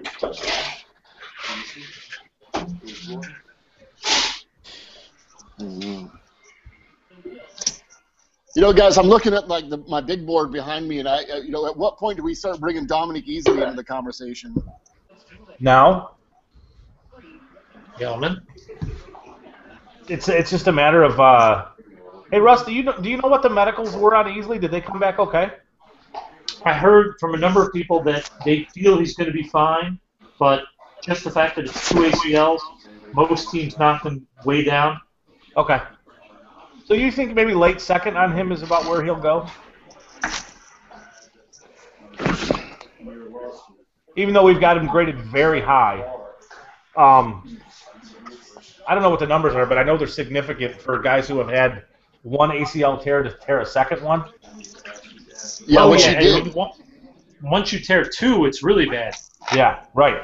Yeah, we're looking at a 3-year career. But once you tear 3, you're all set. It's good again. But you're right, Scott. I think the numbers were like 1 in 1,750 for your first one, and then as soon as you tore 1, it was 1 in 33 that you tore a second. Yeah. Which he did, So now, the question is, does he tear a third one, and then, as Josh said, once he does that, it's all good.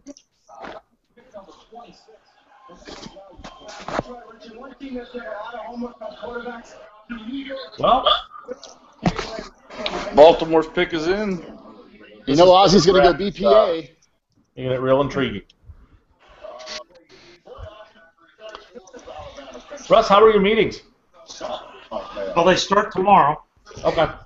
They're all sitting at the bar somewhere watching the draft, and I'm sitting on my bed podcasting. You know who the Ravens should pick here, but I don't think they will. C.J. Mosley. Oh, gosh. Alabama, baby. That's awesome. I love it. Is that who they took, Mosley? Yep. I love They it. should have taken Marquise Lee. That's who they should have taken. But it's better than Clinton Dix. That is true. Yeah. And if you're going to take one of them, that one at least makes some sense. Here's the interesting thing with this pick. You think back at what they did last year. They re-signed Darryl Smith to a longer-term deal. They picked up the little midget linebacker from Kansas State last year. Had trouble getting him on the field. Remember what I said about him last year, guys, that I thought really his best position was outside linebacker. Mm-hmm. I wonder if that means now that they are switching him there. And Mosley's never going to be a blitzer. They have to put him inside. Yeah, yeah. I gave Mosley to the Ravens in a mock we did like a month and a half ago, Josh, and you about murdered me for it.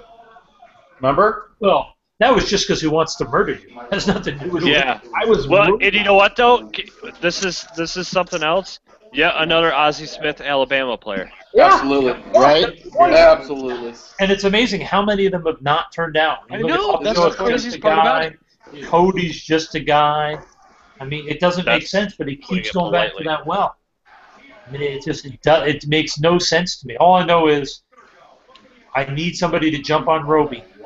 Think Denard's here Because for the I Jets? want. Yeah.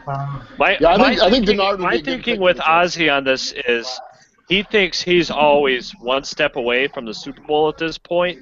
So if he takes these Alabama players that have been coached up by Saban, these are guys that are ready for the NFL and they can make an instant impact. And that's tough to find where they're always drafting because they're not drafting top 10. That's Yep. my thinking that maybe that's his logic with that year. I could see that. I could totally see that. I just hope that Roby's gone and no quarterbacks go, and then San Diego can trade out of their draft pick. And maybe get Lewis Nix in the top of the second. But I guess the question is, if the Jets are looking, corner, Yeah, I'm thinking Denard a here. receiver, Safety. Oh, there you go.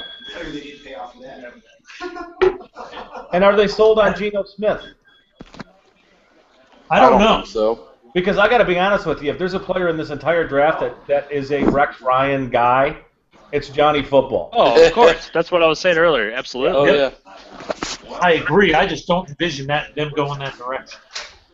I mean, to me, Rex has to win. I mean, we've said it before, but Yeah. it seems like at some point he's got to start actually winning. My guess is they're going with Cooks or Lee. Yeah, I could see both. I could see that. I could totally see that.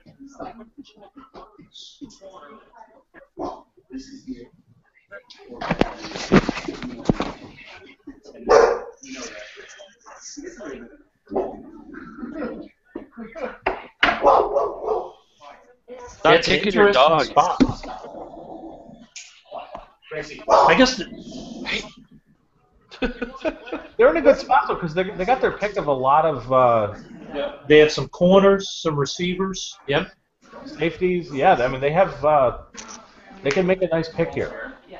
I will tell you how great would it be if none of the safeties went in the first round and just one or two quarterbacks. It makes us look great. Yeah, it would. Certainly would. Like last year. And if maybe Cook slid out of the first round, Yep. I don't think he's going to. From I don't everything think he heard. is either, but I think someone's about to make a mistake on him. But at the same time, you never know. We didn't expect some of the picks that have happened. But really, there hasn't been a guy yet that's gone that we did not give a high, at least either give a high grade to or think could go this high, like Barr. We didn't love him, but we all understood Right. why he could go this high. Right. Bortles would be the other one that's like that, too. We didn't like him that high, but we understand the pick. Yep. Totally. I mean, because he's so big and athletic. I mean, This one was a guy like on board there. You know, that was Mac would have been such a perfect fit for that Leo position on that defense. You know, but yep. again, quarterback. If I have a quarterback, I don't really care what else you got.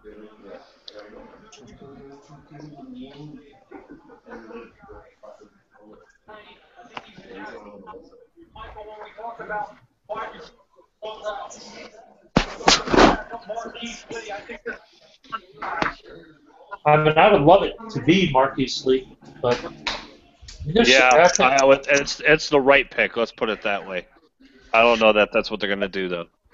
Yeah, exactly. That's, I guess, the question. That would have been the right pick for Baltimore, too.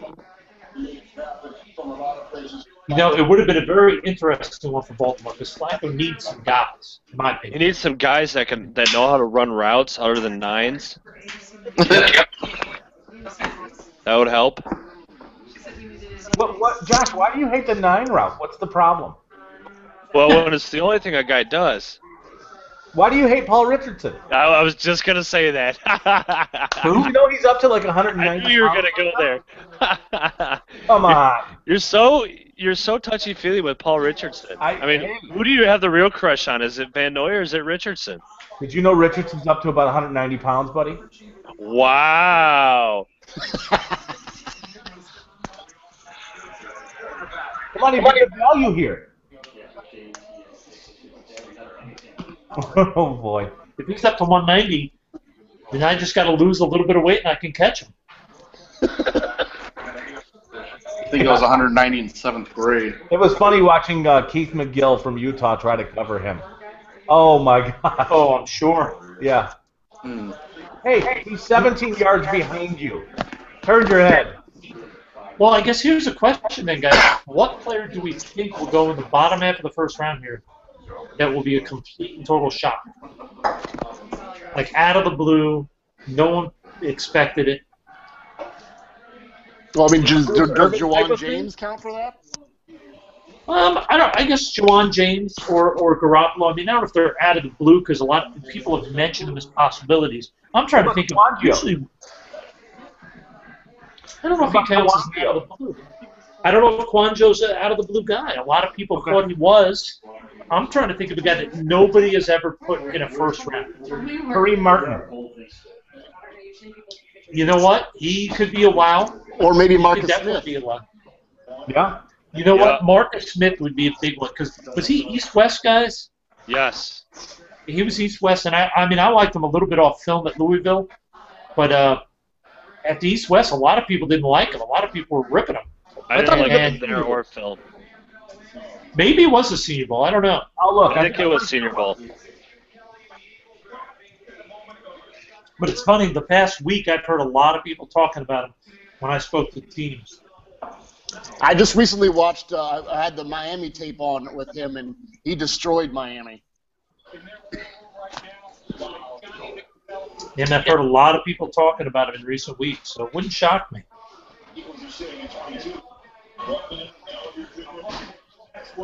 I've lost my mind. Who am I looking for? Chris? Who am I looking for?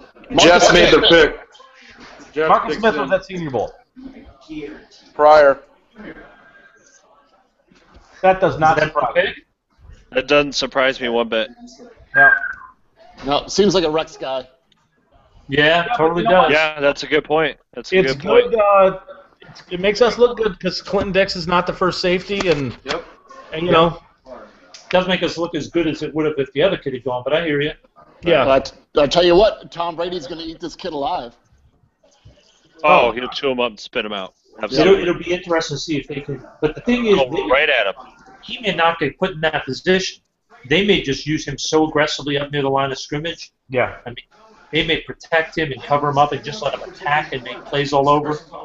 I'm not a big fan. I mean, I don't know about you guys, but when I watched Pryor, I mean, I saw a guy who every time, no matter what happened, the first step was always forward. He was attacking, and I love aggressive safeties, but geez, he was so aggressive.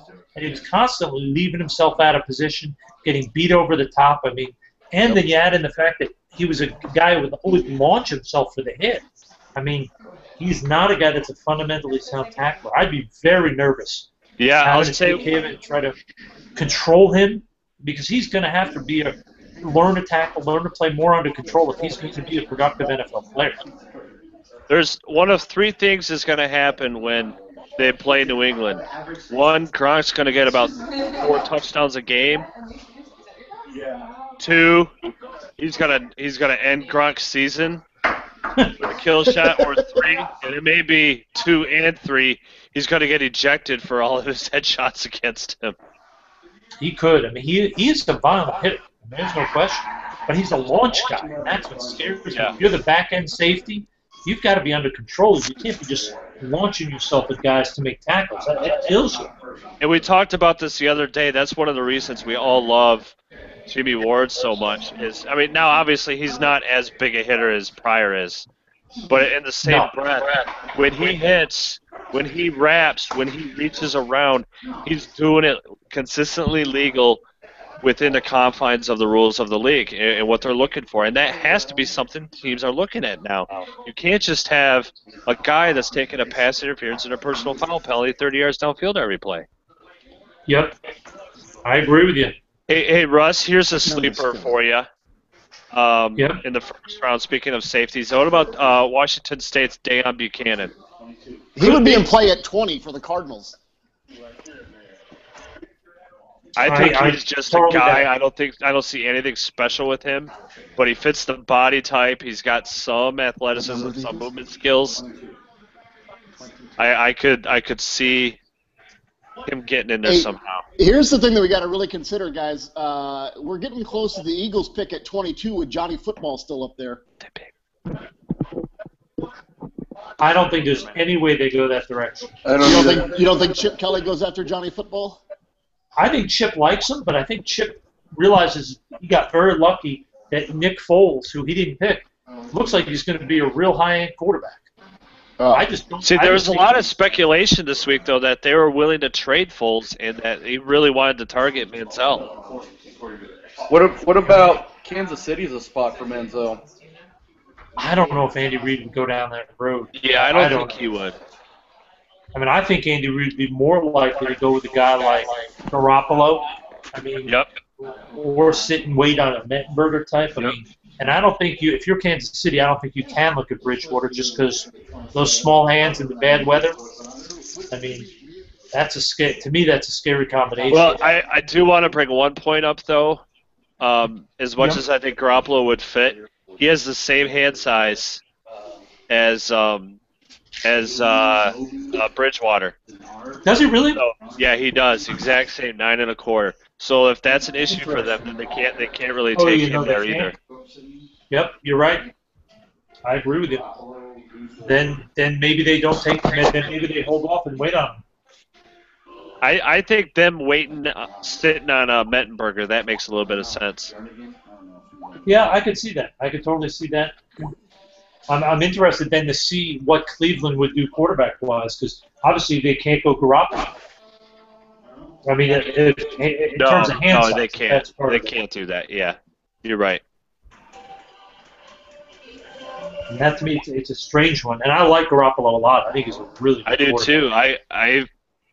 When you factor in all the off-field stuff and the injury concerns, he's probably my number one. All that with Mettenberger, obviously. Yep. He's a very unique quarterback. He has great mechanics. Ball comes out spiral. He's an accurate thrower. I mean, when I look at Garoppolo, there is not much to dislike. Yep. I mean, he does a lot of positive things. He doesn't make mistakes. He's got a strong enough arm. I mean, very intriguing guy. If I'm sitting there in the bottom of the first, top of the second, to take a gamble on him. Yeah, I'm totally with you on that. I gotta say though, I'm still I understand the prior fitting what Rex wants as an aggressive player. I just think, geez, to me it's so risky to put a guy like that as your back, as one of your safeties. I mean, he just screams getting burnt in coverage. I mean, I just don't see it. To me, he's a guy that I think you're going to get in a lot of trouble with. Is he a decent prospect? Yeah.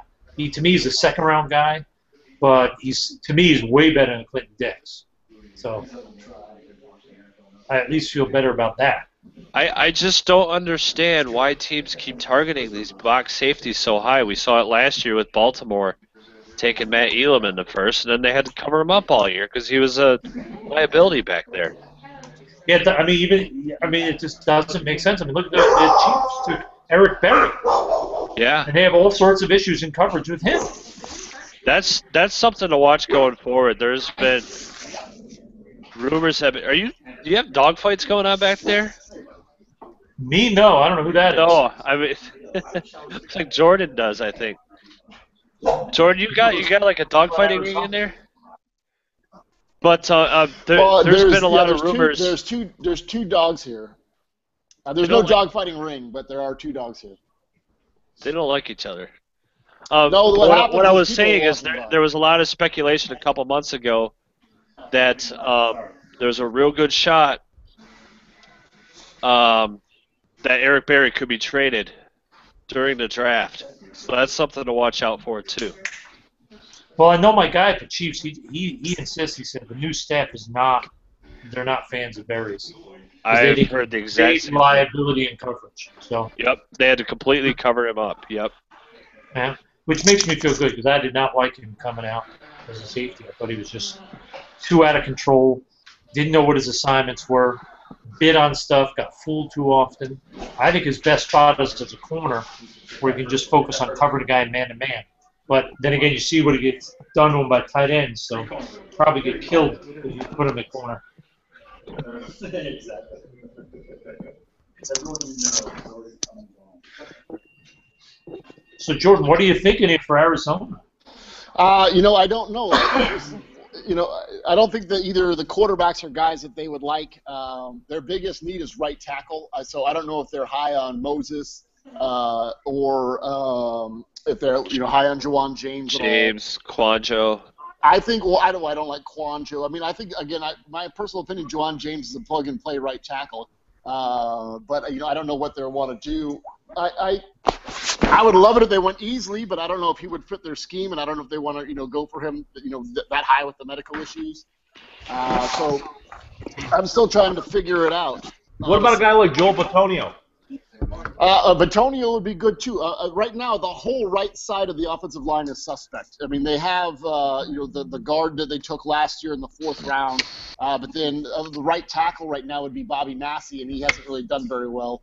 So basically, the whole right side of the offensive line can be upgraded. So I think that Bitonio could play, as we know, could play guard or right tackle. So I think that he would be a great fit there. But I don't know what Keim's going to go BPA, so we'll see what he does. I just looked at Juwan James this morning, finally. He was the guy that really popped at Senior Bowl to me, and I definitely like him.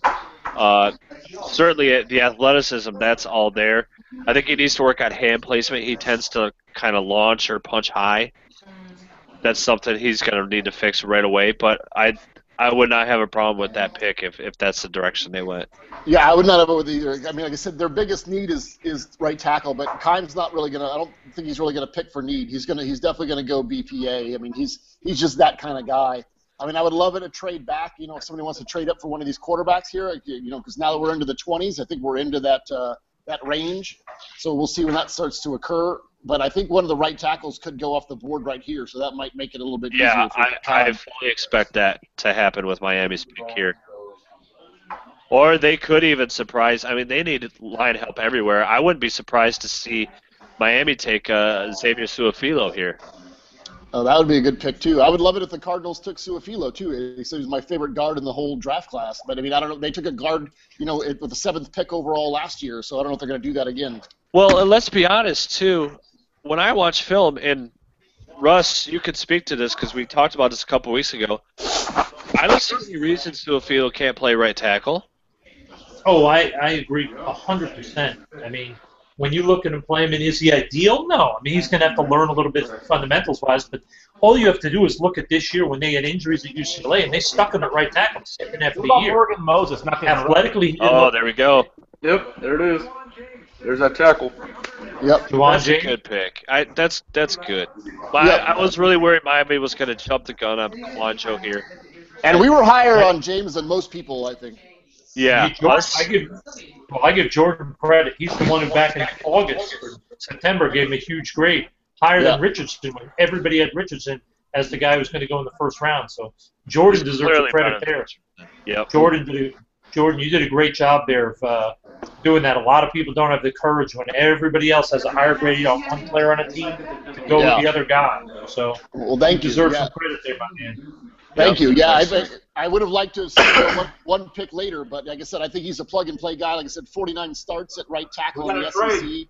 And, it's just he's an impressive player. I mean, I agree with your assessment, Josh. He's still got some things he needs to work on. Trade. Hey, Jordan. Guys, yes! Just traded up. Who traded? The Saints did. Really? That's the best thing I could possibly have heard. Marquise Lee? I was just about to say, you need to see yellow. Well, they want a center, so maybe it's Marcus Martin. Nice.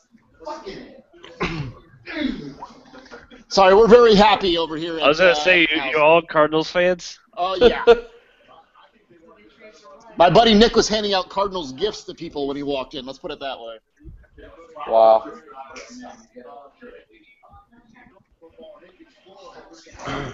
I could see New Orleans going wide receiver here, too. Maybe Lee. Yep. Boy, it'd be a frightening proposition in that New Orleans Oh, offense. my God. That would be terrifying, wouldn't it? Mm-hmm. All right, ready to get up. What if they pick next? Like, they didn't pick next. The Saints aren't even up there, man. Look at Saints are after Cleveland. They might have. Yeah. Sorry. You can see what. Oh, sorry. Sorry. Oh. Gotta count it out. Especially to buffer some of the Jimmy Graham stuff that's going on. Yeah, no question. Hell, maybe they should take Jason Mero. Huh? That's his wife. He's got a son named Max. A daughter He's renting an apartment. He's in the Navy with George. I wonder what they gave up. Well, that's what. See, the thing, like people were saying that the Cardinals might someone who would want to trade up, but I mean, I knew Saints grabbed Cooks. Wow. Keim covets draft picks, and they only had 6 We going got into the this position thing right. because of the Carson Palmer trade. So they wanted to pick up some more picks. I think that's a terrible, terrible, terrible move. I think it's awful. And trading up to do it too. Oh God, I just don't get it. They're basically trying to say we want a more explosive Lance Moore. They want Lance Moore what he was earlier. Have you guys seen what they got yet? Yeah, Brandon Cooks. No, as Good far luck as the with that. compensation in the trade. Oh, I haven't seen No. the compensation yet. No. I'm looking. It's an intriguing. It's a very intriguing pick, though. I mean, you're talking about an explosive kid in that offense. Regardless of what we think about him, you put him in a spot where he's going to get space with Drew Brees throwing to him. I mean, he could really do some dynamic things. Well, they got a nice punt returner. Yep, that's true. Josh.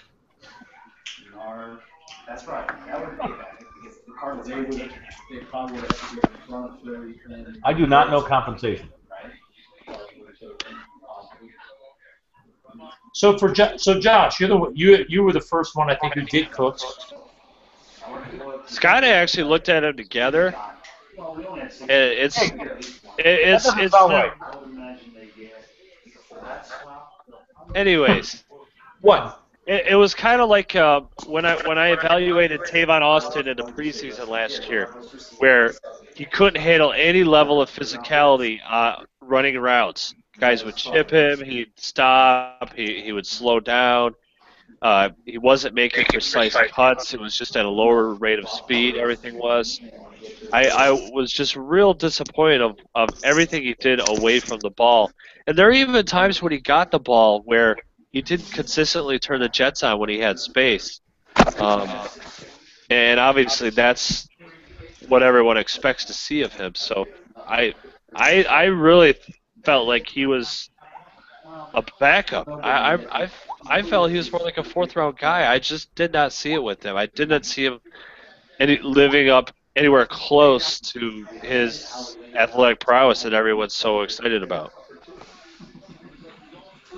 Scott? Hey, not to monopolize all the time with Cardinal stuff, but when we're talking about the 20s being right before trade backs, I'm wondering if the Cardinals are in position to trade back again. They certainly are. At But hey, 27. what did I tell you though? I said trade back maybe in the late first, take Martin. Mm-hmm. Now they be can trade awesome. back and take Quan Jones. They could do that.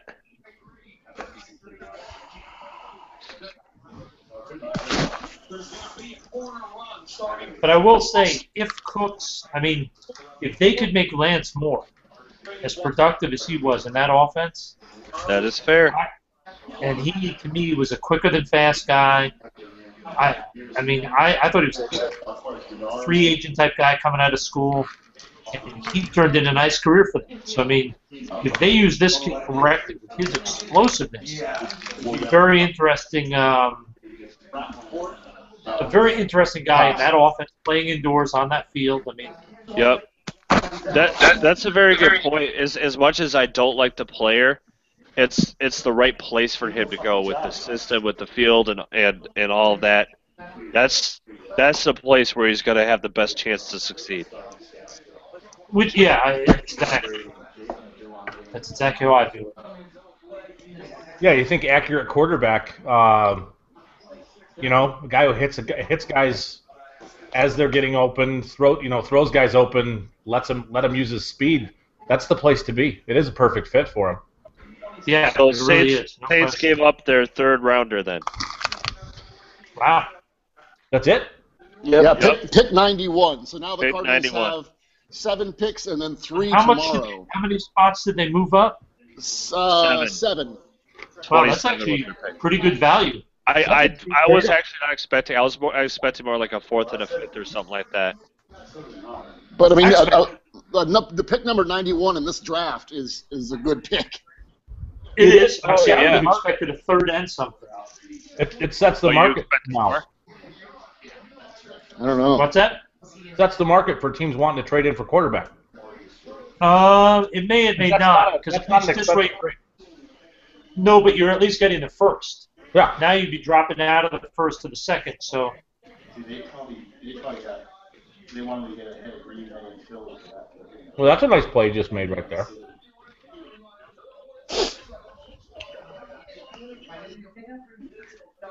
Yeah, I think I'm higher on Cooks than you guys are. I know I definitely higher on him than Josh. Like I said, the first time I saw him, I saw some of his junior tape, and he was just incredibly explosive. I saw him take a slant to the house, and so I think that he has some value. I thought he maybe would have gone to Philadelphia, but I can see Peyton maybe finding some ways to get him the ball in space. I was actually higher on Cooks than I was Lee, believe it or not. Me too. You know, it was interesting when Josh and I watched him play against Oregon, and the way Ekpre Olomu just destroyed him in that game. Just bullied him. Really? Yeah. All over. And that's the thing. Those slants are going to work because all they're going to do is they're just going to set someone up the line of scrimmage and just punch him in the mouth, and he's going to quit. who, Cooks? Yes. You're just killing this poor kid. Oh, I think. I don't think that. I think that's football player.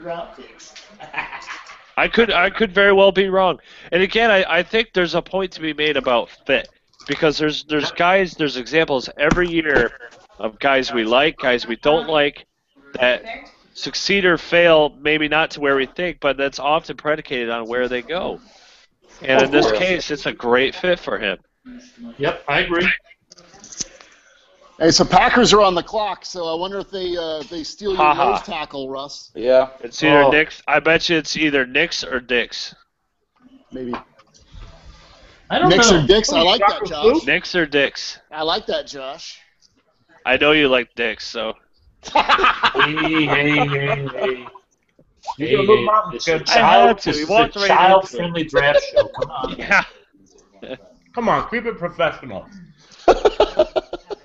Says the That guy wasn't who's professional? not wearing any pants. I don't know what you guys were thinking. I was talking about the football player. Well, I was not high on him. together. I think we were all of GM Jr. was in agreement that Jimmy Ward was the best safety in this class.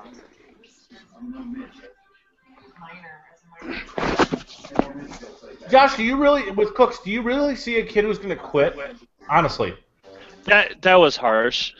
That was harsh. I don't think he's necessarily going to quit, but I think it's going to be like Tavon Austin, where he's just going to get frustrated and he's not going to be able to play at that high level speed if he doesn't have the ball in his hands already. Because he absolutely did not quit against Oregon, if anything. That was harsh to me.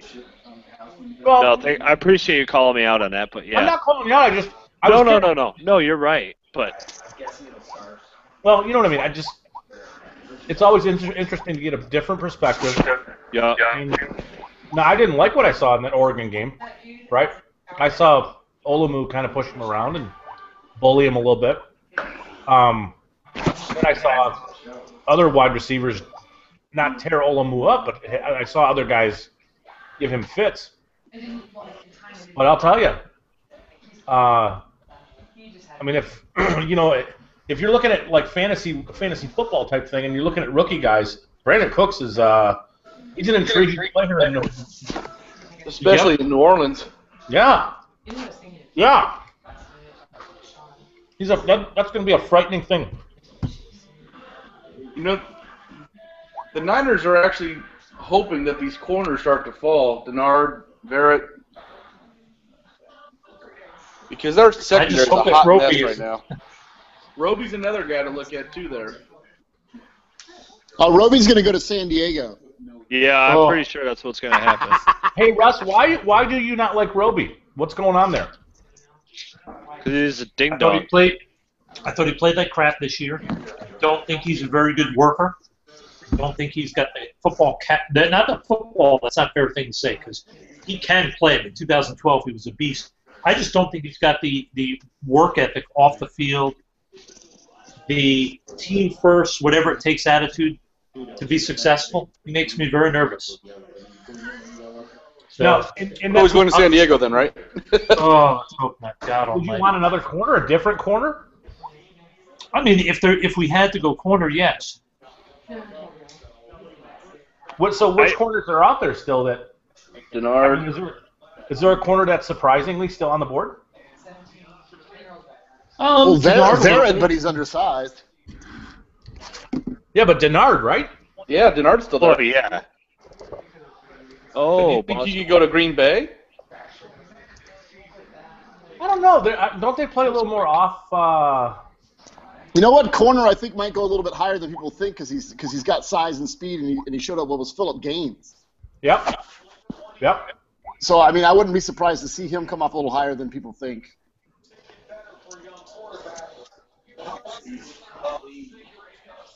This would be an interesting pick right here.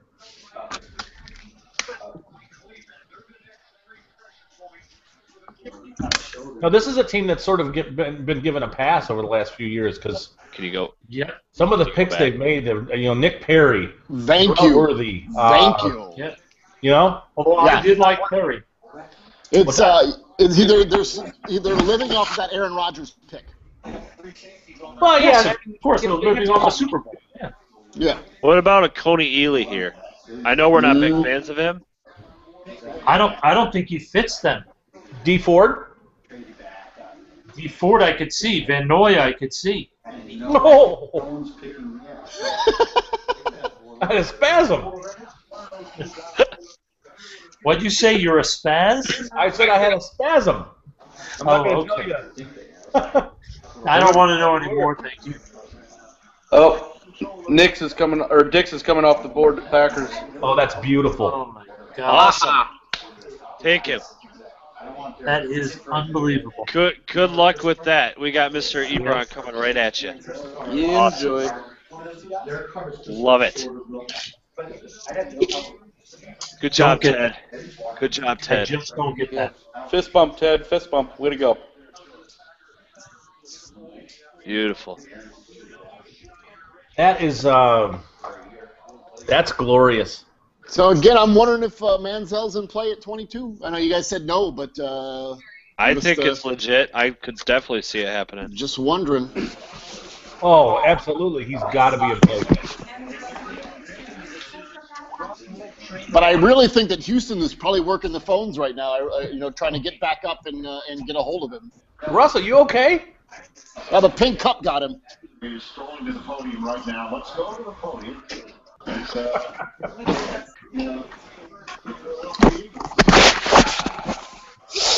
Has he been wounded?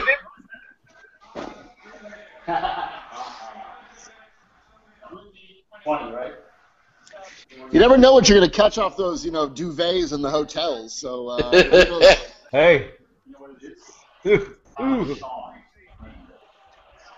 Wow, that is styling and profiling.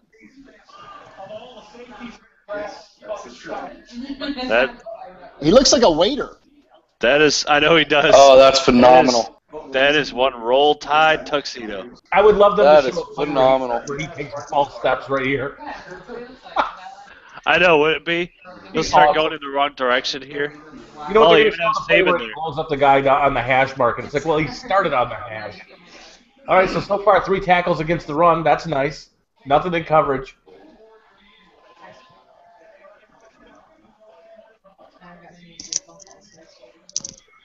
That's a nice play. You guys know I'm not a huge Manziel fan. I gave him a lower grade than just about anybody in the industry. But you watch his game against Alabama and how he repeatedly picked apart Clinton Dix. It was just shameful. He completely exposed him that game. Yep, Yeah, more really run plays. Even when Clinton Dix was in a position to make a play, he couldn't because Evans just boxed him out. Oh boy. Well.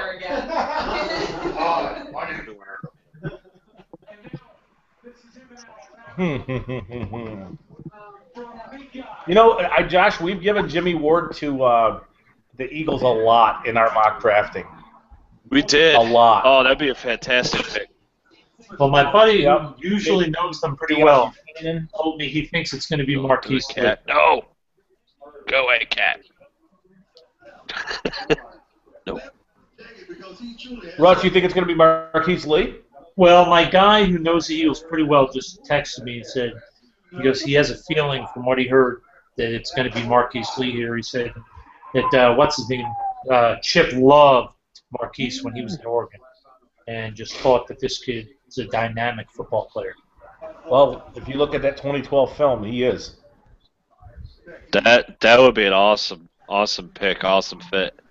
Be a good replacement for Deshaun Jackson. And I must give credit where credit is due.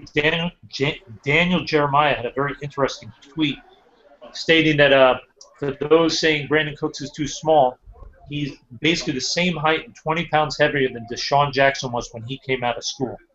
That is true. So then again, Deshaun Jackson went in the second round. Yeah. Well, but that was because of character, not right, that's because true. of size. Yes. That is true. So, I don't know. Just an interesting thing. I mean, I would Marquise Lee here. Oh man, he would put up big numbers. I'm just hoping that somebody's calling San Diego wanting to trade in there, because I just don't want it to be Roby, and I think we can wait on Nix and get him a little bit later. And as of yet, though, there's nobody that we thought that we thought would be an egregious first-round pick. There's some guys we didn't particularly like, but not that would be egregious at this point. Right, that is true. So, can you split it? Thank you. Getting a little food delivered there, big boy? No, I have Little Long Island? Wisconsin and watching hockey. Is it still nothing? No, like a minute into overtime, Boston won. Some kid in his first game. That's awful. Yeah. Well, my Rangers are just about done, so unfortunately. Yeah. That's unfortunate because if there's an athlete on the planet that I really dislike, it's Sidney Crosby. I gotta be honest. Really? I know why. I mean, I know why, but I'm not gonna say it publicly here because it's vile and awful.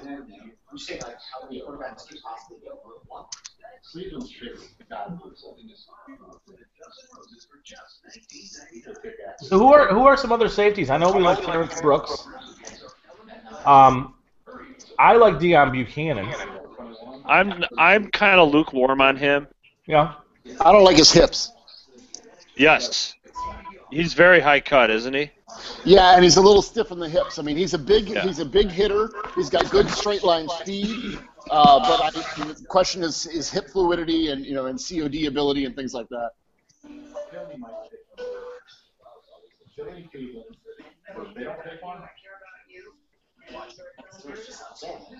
I wonder if this is Johnny.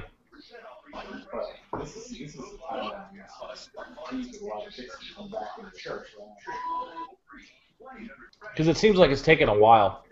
Oh, we got a trade. There you go. Uh-oh. The Browns have traded with the Eagles. The there Browns it is. traded with the It's Eagles. got to be him. Here comes It's got to be Johnny Football here. Oh, damn, I don't like that because that means San Diego's not going to get a lot of value for that pick. Yeah. Well, we were right. Someone's going to trade back up in the 20s to get a quarterback. How amazing would it be if they took a quarterback other than Manziel? That would be. Like Mettenberger? Or Carr. Carr? I think Carr is could be seriously in play. I think they like Carr I more think he than is Manziel. too. I think that's legit. Him. Especially to get him ahead of Kansas City, because I could see Reed loving Carr with that big arm and quick release.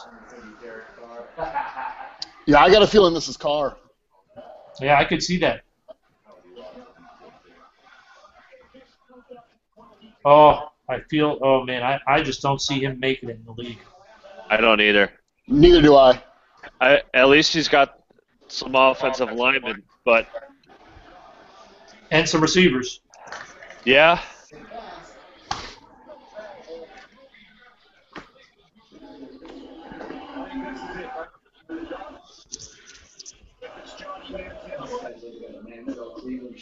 And I mean, obviously we're projecting, but if it's Carr here, it doesn't matter how many draft picks you have, how you manipulate the draft. You still got to pick players. Right. And I don't know if they've done that with either pick here. So.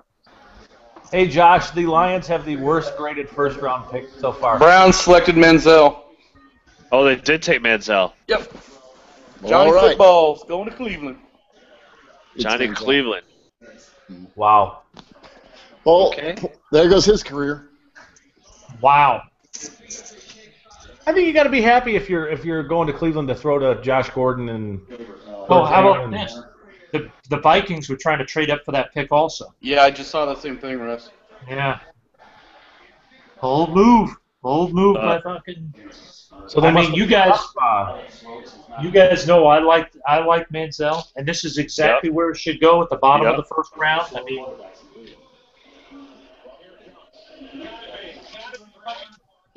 I mean, with that offensive line and those weapons, hoo-wee. This could be a very, very intriguing spot. I mean, really interesting, and I like it. Now, again, I always point this out for Cleveland history. You know, they've done this twice before and got Whedon and Quinn out of it. That is true. Yeah, very true. I agree. Now, given I hated Quinn, but I liked Whedon.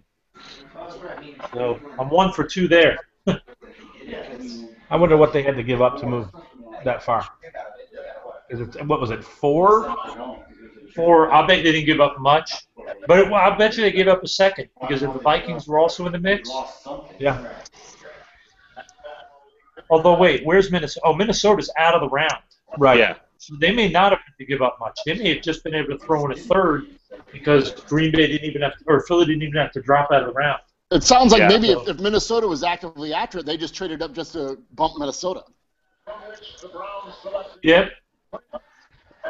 Well, I'll tell you one thing. The Browns did a good job with their draft so far. They have. I'm impressed with what Cleveland's done so far today. I mean, getting the extra pick, getting these 2 guys, I mean, that's pretty impressive. It's pretty smart maneuvering for a rookie GM. Yes, it is. Definitely not the old regime. Yeah, you aren't kidding, right?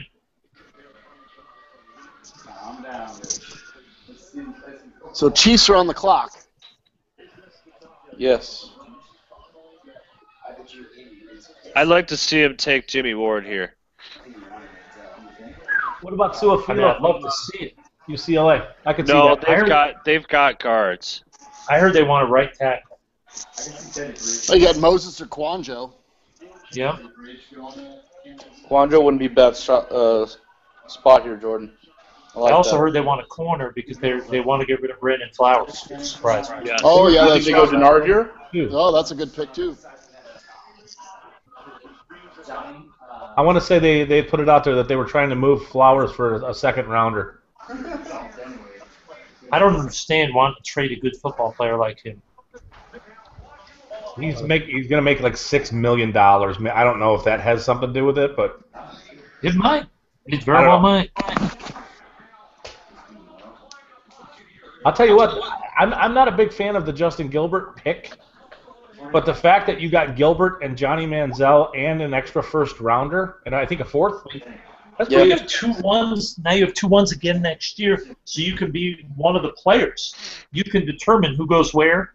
I mean, I like it. I agree, Russ. I think I'm very, very impressed with this rookie GM. Well, I'll tell you one thing. He's got one great thing on his side is that he has the faith in bringing in a guy like Billy Kuhar, who's been in the league over 30 years, to sort of just sit there and sort of just sort of guide him a little bit. And I think having someone like that is enormously valuable. And I think that's something that Mark Mayu doesn't have. And I think that's been sort of the difference between a young GM who makes some good and some bad picks, and this guy who seems like, so far at least, he knows what he's doing, and although they're bold picks, he seems to be moving very well within the first round. At all, to be honest. Yeah, well, but even if you got like a third round for that pick. The way he moved down to get the first rounder next year, yeah, that to me, and then goes back up against this guy.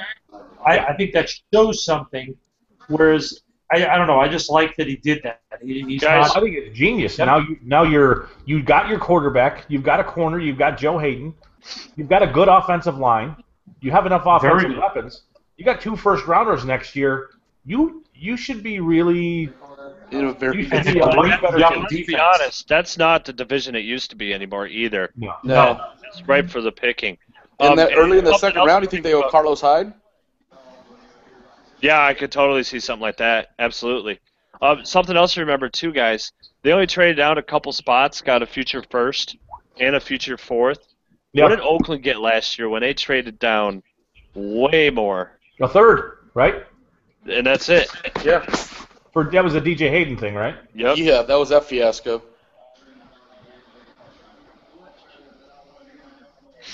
I'm not saying that Farmer's doing a bad job. I'm just saying that, I think they could have taken a better player than Gilbert at wherever it was 8. I would agree with that, too. And remember, we jumped from 9 to 8 to do it.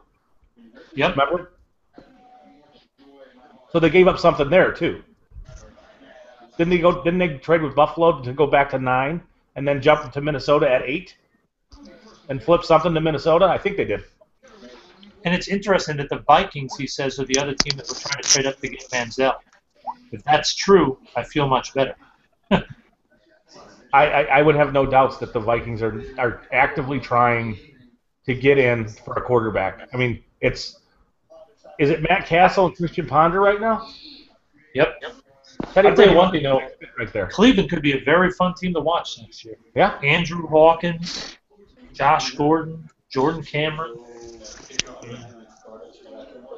That could be a lot of fun, a lot of talent there.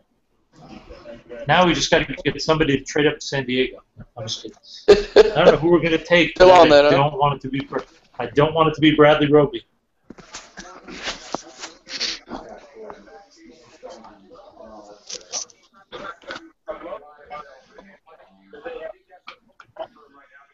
So now, I mean, we've all looked at seeing Manziel, but I mean, I got to say, the one thing I like about this kid going where he's going is you're talking about a team with a number of weapons, a very strong offensive line. But he's going to get the chance to be a pocket passer. They're going to probably move him around, get him outside the pocket. I mean, I think this kid's got a chance to be very successful based on the situation he's going to. I mean, I think he's a very unique football player going to an ideal spot where I think he's got a chance to really be productive. And you know what? It's his skill set that sets him apart from some of the other guys. And I think that when you look at this first round, a lot of these guys just do things differently than some of the other players, and he's one of them for sure. He's I mean, I know he's short, but he's got huge hands. And it matters. Driving the ball through the wind in Cleveland, it'll matter. Especially in the cold, yeah. Yep. There's no question. I mean, I think he's a good fit there. I'm really interested to see Kyle Shanahan. Everybody's been talking about how great a job he did with RG3. I didn't see that, but it'd be interesting to see how he does it. Well, I mean, if there was one guy in this draft that fit Shanahan's offense, it was Johnny Manziel. Yes, no question. No question. It is amazing. I don't know if you guys saw this. Brady Quinn, Whedon, and Manziel all picked at number 22. Yeah, I just saw that same thing, Russ. That's weird. Terrible. Poor kid. Maybe he should come out wearing number 22. Hopefully third time's the charm, I guess. Yeah, hopefully. I mean, I like this kid. I mean, I've talked about him all year that I think he does a lot of things wrong, but there's something about this kid when I watch him play that I think he's gonna find a way to win in the NFL. I wouldn't bet against him. No, I agree. It's funny, when I was at that NFL thing, one of the guys we got a text from a scout, and he just said, "What is it you like about Manziel?" And the guy's biggest reasons for liking Manziel were everybody doubted this kid could do it coming out of high school or could be a starting quarterback in high school. He did it, and he won titles. Everybody said he couldn't play in college. He did it and won titles. He said this kid's got good skills and just a mentality to just win. And I don't know if you ever want to say you're drafting a guy just on mentality, but I thought it was very interesting that a scout actually said there's something about this kid because of the chip on his shoulder that he plays to get to a higher level. Yeah, and I think a lot of his skills translate to the NFL personally. I do too. I think a lot of them do. I think a lot of his skills translate. I think the biggest thing he's going to have to work on is his accuracy and production on quick, short game passes. Oh, wow. Wow, that's a surprise with the two guys they have already. Obviously, they don't. They remember what happened last year when they got hurt down the stretch. Yeah, and their defense was really in trouble. I think they just said, you know what, we're not going down that road again. We're not going to get stuck where we have no ability to rush the passer. Well, and the good thing for Ford here is, at this stage, he is a situational player. Yeah. So he's not a guy where they have to throw him out to the wolves like Minnesota's going to be doing with Anthony Barr. Yeah, I mean, because Ford is terribly suspect against the run, and it's not like there's a bunch of power running teams in that division either. So. No, that's for sure. There's pretty much only one team even runs the ball. So. Right. They're in a good spot.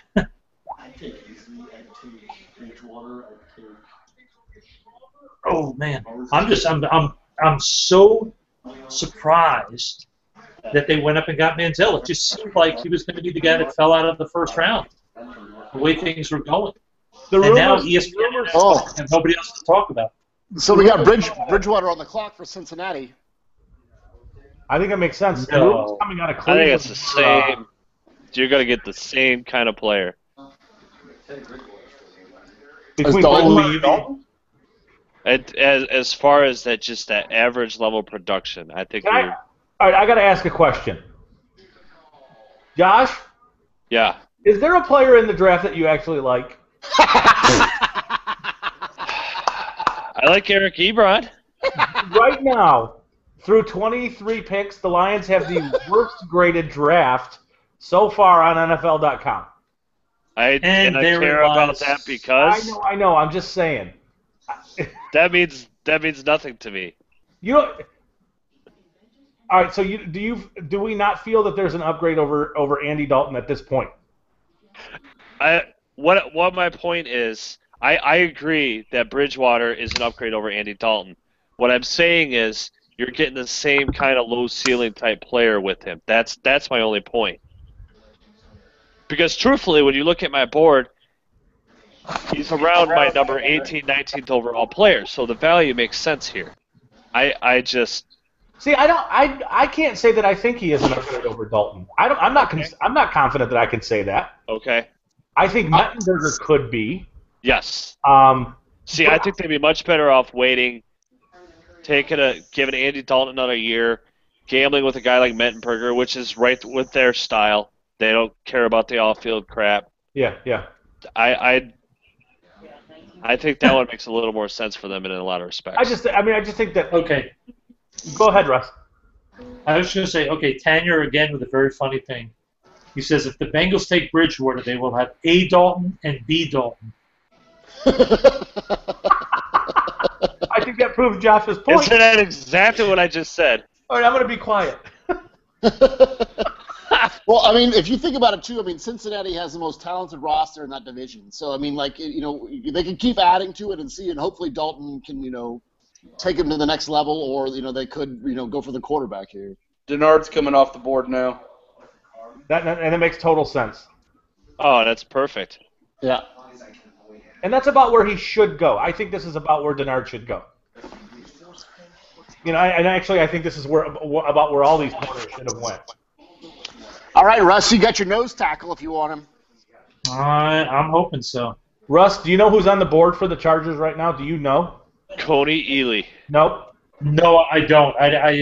Come on. I didn't even want to go down that road with Ken because I didn't want to put him in a bad spot. Kyle freaking Van Noy, Russ. I hear it. Who the hell is that? I would love that. Can you imagine the assassin he'd be on that defense? Yep, he'd be unbelievable. I see Jordan rolling his eyes. Well, I mean, this is a decent spot for him. I mean, I think Van Noy would be good on the opposite of Ingram. Hey, do you have like magnets on your board? Yes. Can I have the Van Noy magnet when you're done with it? Yes, sir. Oh, no. Go on my fridge. Just don't you dare ever ask for it back. No, it's not coming back. No, I'll give it to you. No, Scott, I only saved one magnet from last year, and it's on my fridge, and it's the Tyrann Mathieu magnet. There you go. I'll gladly give you the Van Noy magnet. I would love it. Okay, buddy. I'm not sure that his name will be on it in a year, but that sounds painful. No, I do think that this is an interesting situation right now where we are in this draft, with the point that Russ made earlier about the 5 years and about being able to control the quarterbacks an extra year on a rookie deal. Yeah. And I think that's a huge thing.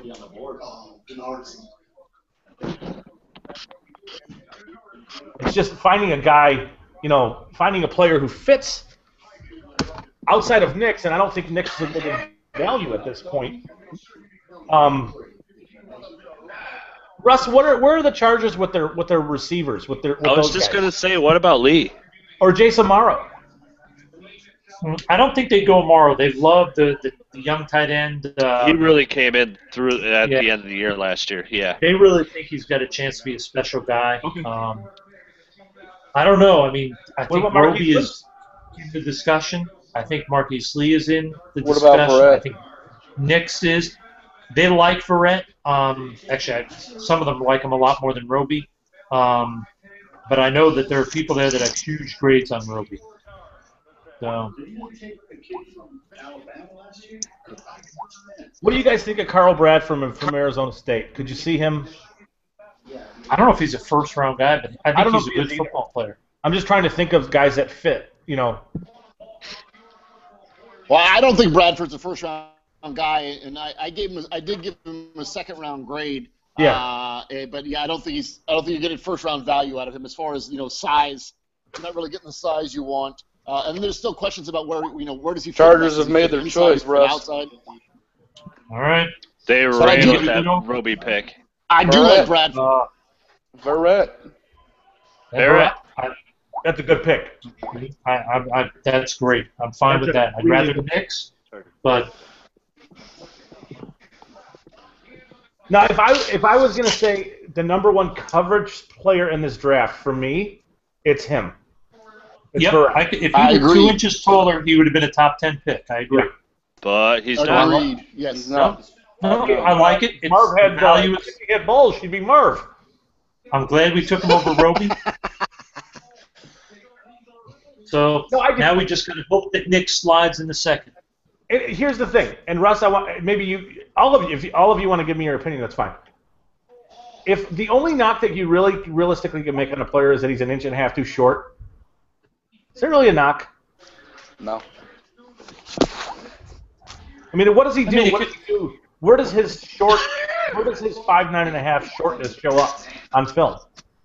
And I know it gets bigger when we go to the NFL, but where does it show up? What are his flaws? Think it shows up in contested passes at times. I think that's the biggest thing at least that I see with this kid. Yeah, I agree. I would agree with that. If he can't cut the route off at the stem on a guy, he's not going to be able to get around him, and I think that showed up on film quite a bit. But you know what? I mean, hey, you're talking about a guy who's probably going to be a slot guy most of the time. I can deal with that. I mean, but you're taking a slot guy in the first round. Is there real value with that? Absolutely, because he's on the field. You have to have 3 starting corners. He's going to be on the. Yeah, I mean, especially going against Denver all the time. That is very, very true. Against Wes Welker, he gives you somebody hopefully that can match up with him. I mean, and I think he can play outside. He'll just have his issues against some of the Giants, but just like everybody. I don't have any. Yeah, exactly. I mean, there are very few guys that handle giant guys well. But I mean, is he a great player? I don't know. At least they're not reaching and taking some nut jobs and not taking Roby. So, you're so happy. Oh, trust me. I just wanted it to be a good, solid choice. It could have gone a lot of ways. So I'm happy. So we got 4 Big Ten guys so far. So if we get one more, I am right on the money. Who is the next guy that you think you took him off, Russ? Hageman is got to be up there. Hageman, Roby, Allen Robinson. I think are 3 guys that somewhere in that mix could go. But I think until Marquise Lee goes, Robinson's not going anywhere. Right. I could see Seattle taking Hageman, thinking, yeah, we'll get the most out of him.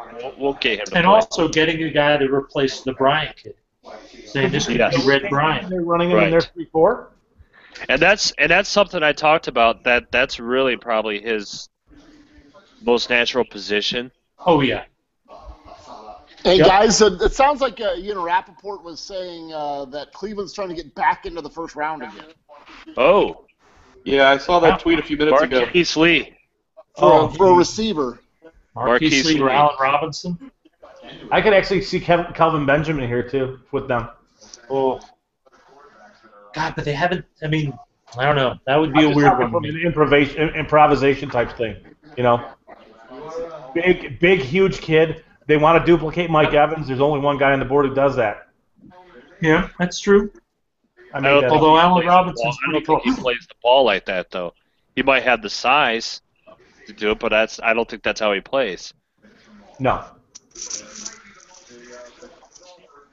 I agree. He doesn't play anywhere near physical like that.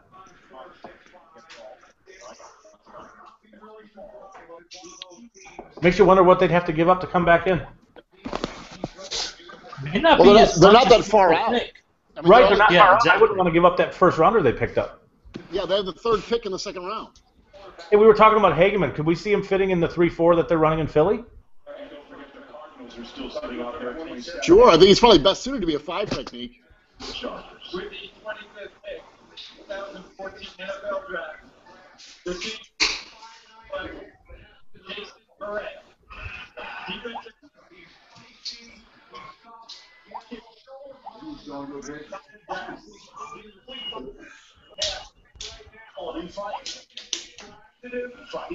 Hey Josh, this would be a nice place for the Lions to jump back in and grab Jimmy Ward. Yeah, I would love that. Yep. Makes a lot of sense, doesn't it? It does. This is the play that Josh and I fought about.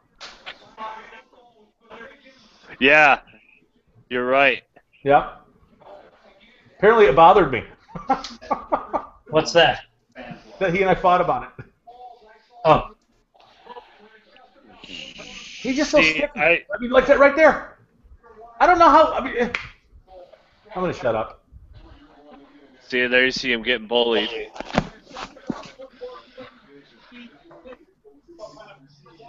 I just think, I obviously he's a very good player. I just think there's limitations with him. That there really are, but we're at the 25th pick in the first round. I mean, it's like 1:30 a.m. on a Saturday night.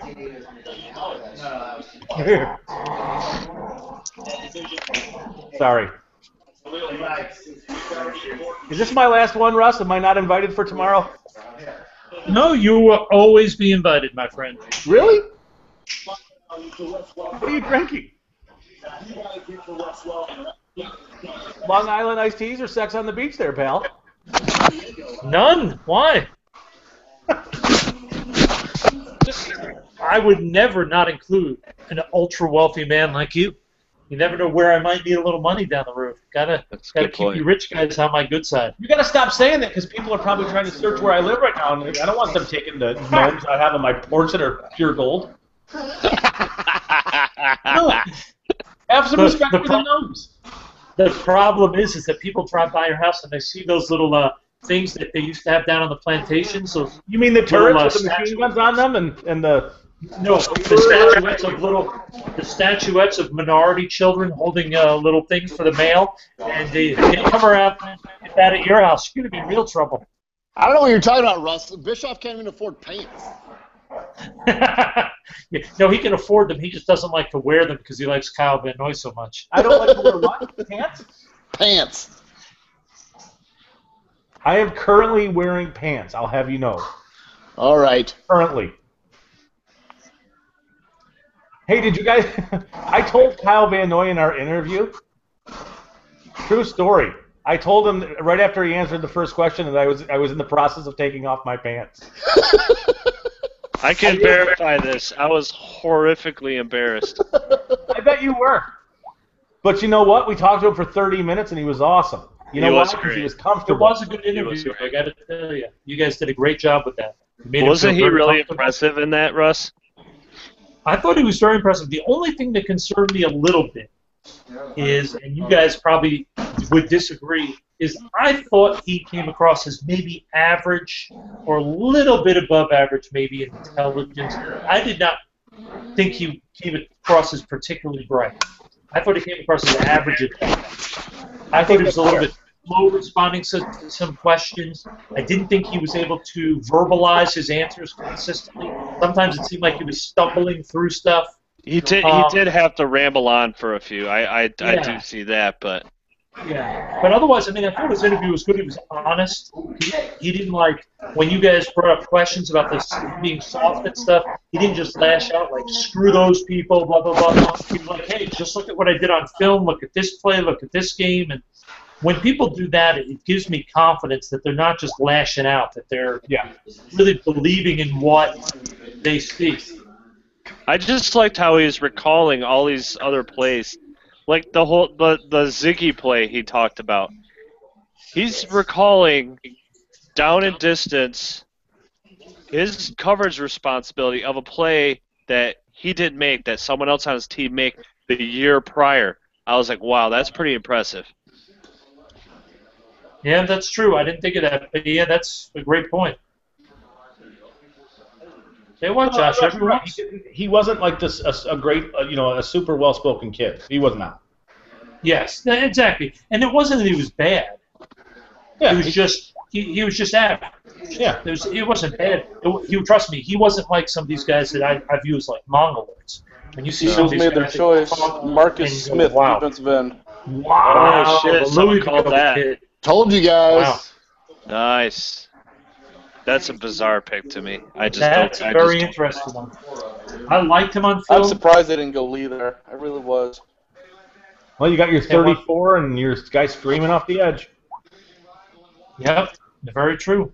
Could Carolina be chopping at the bit for Lee now that they've lost Steve Smith?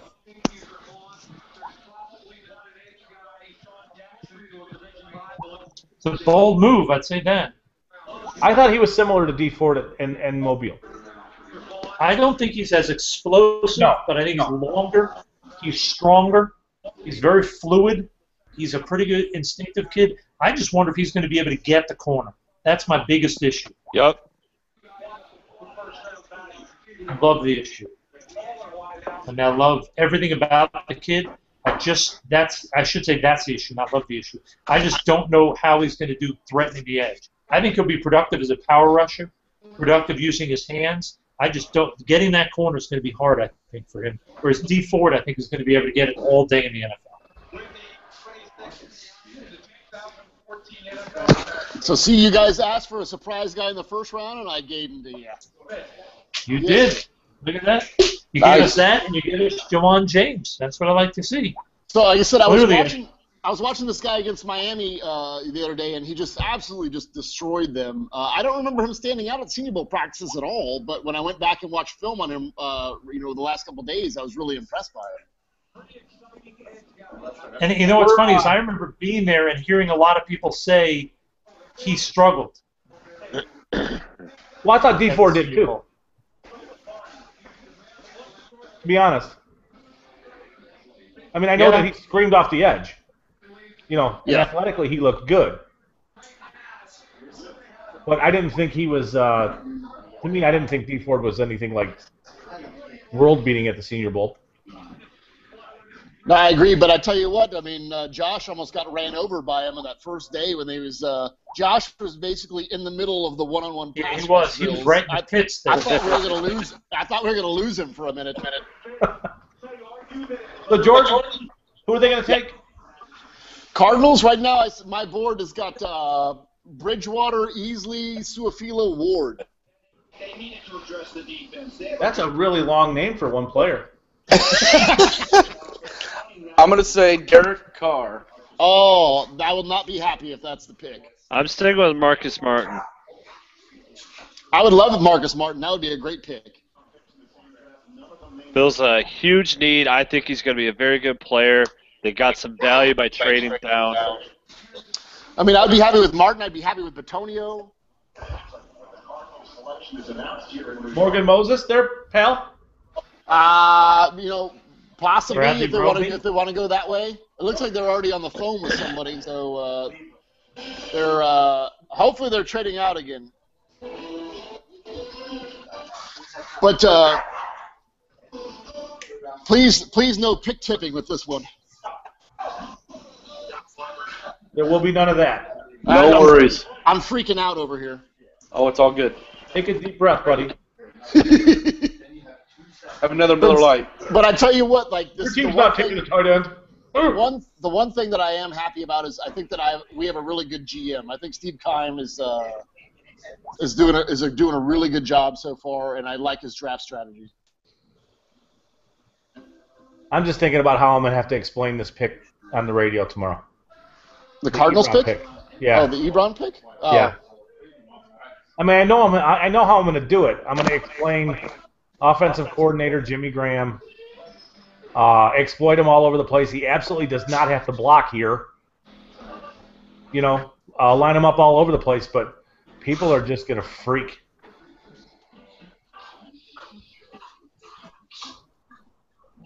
Josh, you heard the radio guys that day. Remember? Gracie, come here. How bad do you think that's going to go?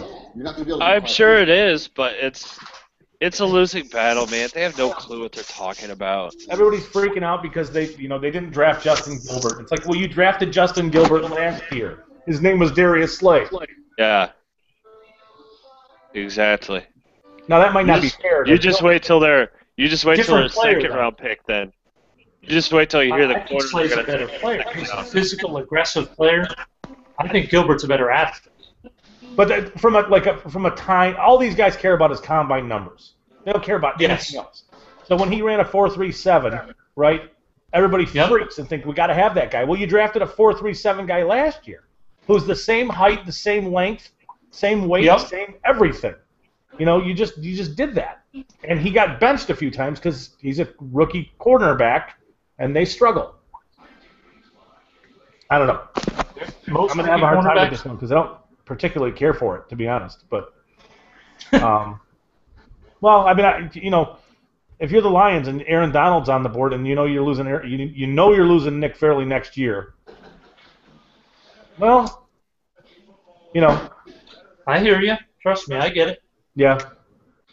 I mean, I don't hate the pick. I mean, if they drafted a corner or went Clinton Dix, which is what everybody wanted here, I'd have, jumped out the window.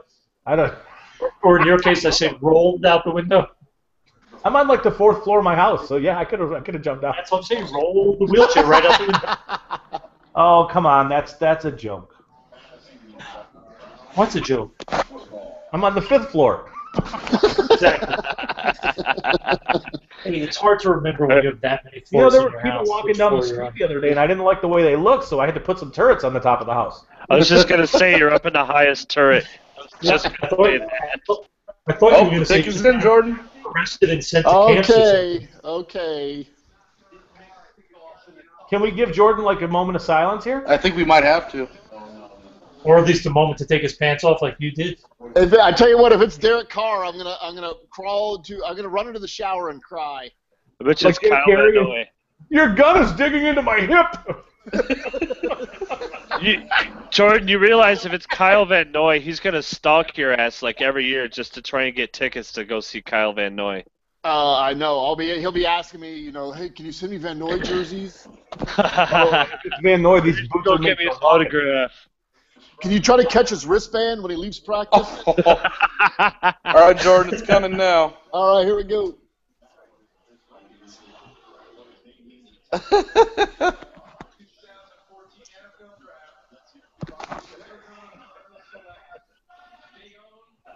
There you go. Okay. Oh, there's That one. my surprise pick. So yeah, I said strong safety is a need, and So who'd they take? Deion Buchanan? Buchanan. Deion. Deion He's a Buchanan. good player. Why not? But he's not a guy who's a great player in coverage. Agreed. Sorry, Jordan, I didn't mean to interrupt. Go ahead. No, you didn't interrupt. I totally agree. I mean, I don't think he's a great player in coverage, and they're looking for somebody who can really cover tight ends down He's the wearing a field. Bears hat. They got eaten up last year. He's got a Reds hat on. Same thing. Yeah, I'm okay with the pick, but I would have preferred, some O-line help, but I knew they wanted to go defense. So We can't argue. You can't argue with the position. I mean, that's right. It was a position of need, and our other safety is 5'9". Yeah. So like we needed some size back there. So that's where they decided to go. yeah, but you needed a box safety. It's not like you were looking for a coverage guy and you took a box guy. You know what I'm saying? You took a guy who fits. Right.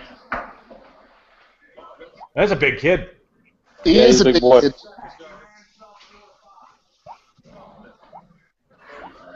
And he's one of the hardest hitters in the class. But again, as we spoke about before, I really think that's kind of getting phased out, and the hard hitters are leading to drive extending penalties now. Yeah, but you mentioned hips earlier too, right? Isn't that the guy that you mentioned hips on? Yeah, he's a little stiff-hipped. Yeah, he like is. You said, he doesn't really. I mean, he ran like a 4.4, a 4.49. Yeah, he did. He doesn't really play as someone who runs. No, a 4.9. I would agree with that. And you can see a little bit in these combine drills they're showing too, a little bit of his stiffness. So people had asked before, does Deion Buchanan go in the first round? And I said, yeah, height, weight, speed, yes, all day. But his hips say no. I mean, his hips say second-round pick. That's where I had him valued. Yeah, but I mean, at pick 27, that's not that bad of a spot. At 20, Did Carolina just get Marquise Lee gift wrapped to him? No kidding. Was Steve Smith gone? Oh, he's the Perfect fit. Hey, Josh, who's the comp for Marquise Lee? Steve Smith. That's been my comp, hasn't it? Yeah. Oh, Funny. that would be tremendous. Although, watch him go do like Kelvin Benjamin or something else instead. Travis Benjamin. Calvin Benjamin? Kelvin Benjamin? Oh, Richardson. Yeah, right.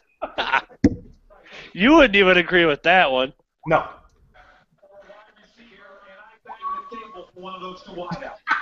Bradley Roby would be an interesting pick. Wow. Calvin too. Benjamin. It is Benjamin. Yeah. Oh, Wow. Wow, that's a wow. And it's right around the same spot where Baldwin went. gee. Yep. I'll tell you. I don't know about that one. They're going to ask him to be a number one. I don't know, man. Yep. Confusing. Well, I think Carolina's sealed No, their don't fate. I feel think they'll be picking in the top 10 next year. I'm just glad he didn't go to San Francisco. All right, guys. So Tanya again. And the Panthers still have no receivers who can help them. We need to tweet him. We need to send him thank you for the entertainment. He's ridiculous. He's so You know what funny, it is? it's frightening. You know what it is, Russ? He makes. All right, this is confession time. He makes me a little insecure because he's so smart, and his level of intelligence and wit is so far beyond, like, me, that sometimes I don't get it, like, right away, and it's like, that took me too long to understand what he said. Scott doesn't like it when people are smarter than him. That's why he stays in his castle all day. Oh, no, that's why he hangs out with us. Hey, I've got an 8-week-old kitten who's smarter than me. I don't think that's the problem. No, you know what I'm saying, though. He's a super witty guy, and everything he says is very funny. quick-witted. Yeah, I agree.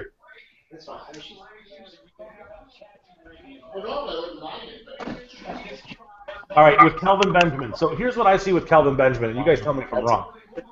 That is, like, even the way he caught, I don't know what channel you guys are watching, but I think he gets his hands turned around sometimes, and I think some of the drops lead to some it's more technical, where a lot of people are talking about his drop rate being all because of concentration and focus. And it's like, I don't think so. I think it's more technical than anything, and you get your hands turned around. But it's more the quitting on plays that go away from him. Yeah. And the blocking. I mean, he's a 240-pound kid who's not pushing 185-pounders out of bounds. He should be doing it on a consistent basis. He should be dominating as a blocker. Yep, I agree. And he should be dominating every time he runs after the catch. Yep. He does. He should be. Sometimes he does, sometimes he doesn't. I mean, he should be Mike Evans. I mean, that's the reality. That's how gifted he is. Could Mark Easley come off the board with the Patriots? I don't know. I got to think they're looking at some type of pass rush. I think San Francisco's drooling at the fact that Lee's still on the board. It's crazy that he's still there.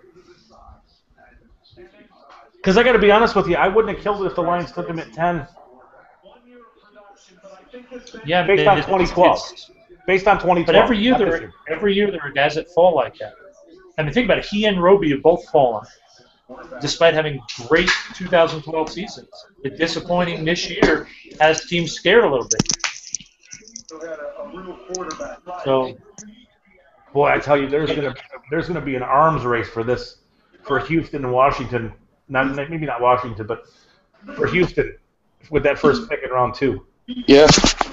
Oakland's in a Unless good they spot to trade up. grab a quarterback too in that early in the second round. Yeah, the question is, who's New England trading this pick to?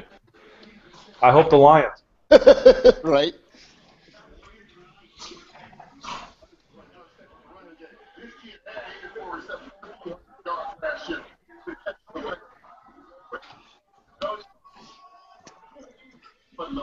So tomorrow it's round 2 and 3, correct? Yes. yep. Yep. Patriots selected easily. What?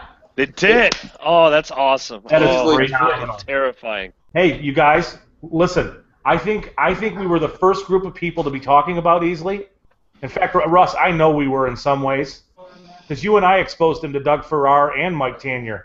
But Josh and Jordan, I know you and I graded him similarly with like the 8.2, 8.3. We gave him bottom of the first round grades. Exactly where he went. Even with the medical issues. Yes. Yeah, how far back did I mock him to New England?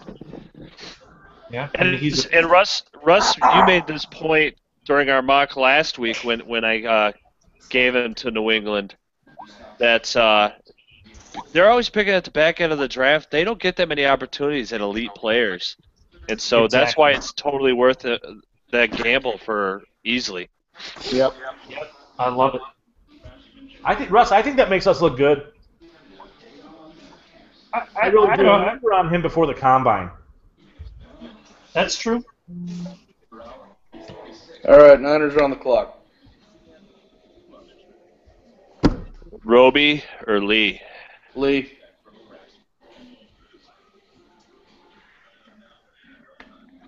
You think it's Lee? I know. I've been As hearing much out as here. it should be Lee, they need a corner to play right now. They really do. And you know what, Josh? This is a situation where the 49ers are smart enough to grab a player like Jimmy Ward and pair him with the kid they took last year and that play would a cornerback right now. That would be perfect. And I think you could do that. I think you could play nickel cornerback. It's funny you mentioned that. A little bit ago, there were some folks actually talking about it online about the possibility of them grabbing Ward. I think it makes a lot of sense. You've got a guy like Eric Reed in the back end. Yeah. Add a guy like Jimmy Ward, who's a really good coverage player. It just seems like the rich getting richer in that scenario.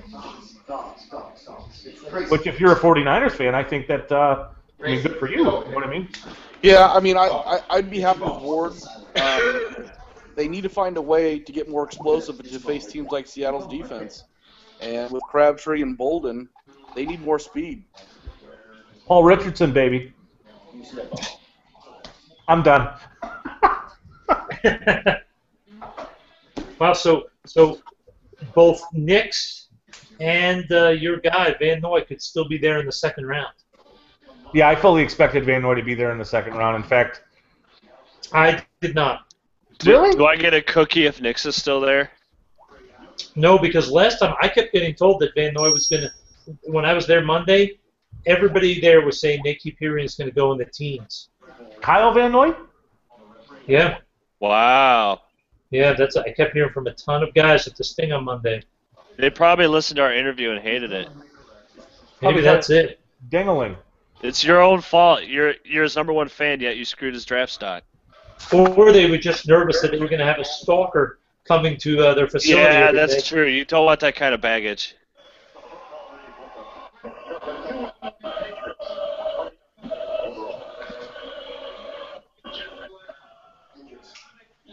Oh, that's a good pick. The 2014 NFL Draft. The New England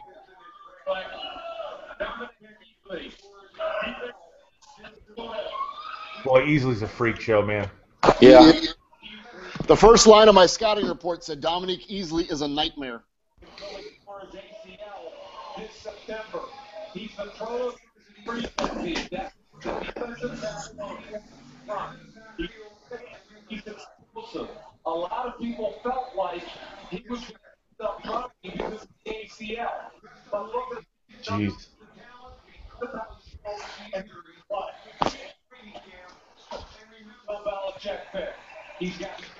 Look at that.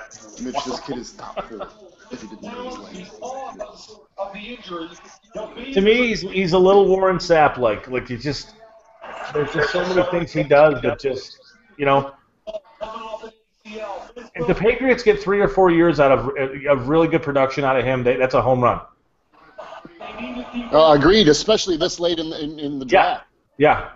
And honestly, I think that's all you're looking at. You're not looking at a guy who's going to have a long what career. do they have with Brady? That's their window. That's what they want. They want guys that can produce at a high level while they have Brady. You're absolutely right. And I think that's about it. Because he's going to come in right now and he's going to disrupt, and he is going to be a nightmare. Yes.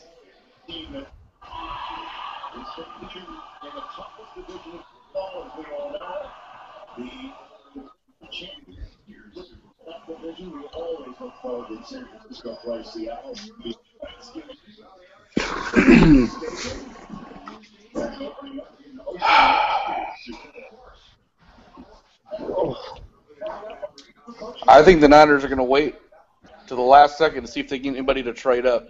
Probably. How are they going to roster all these guys they're taking, though?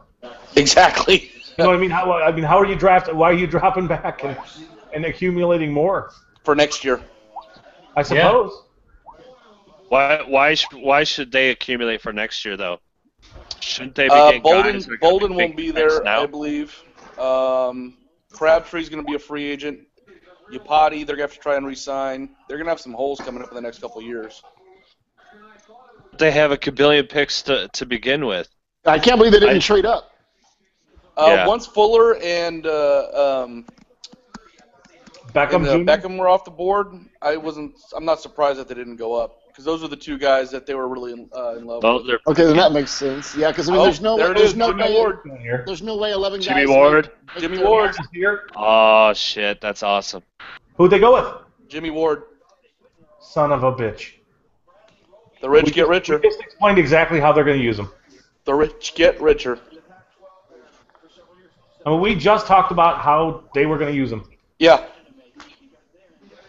And it makes sense. I mean, Eric Reed 1 year, Jimmy Ward the next year. You got your box guy. You got your free.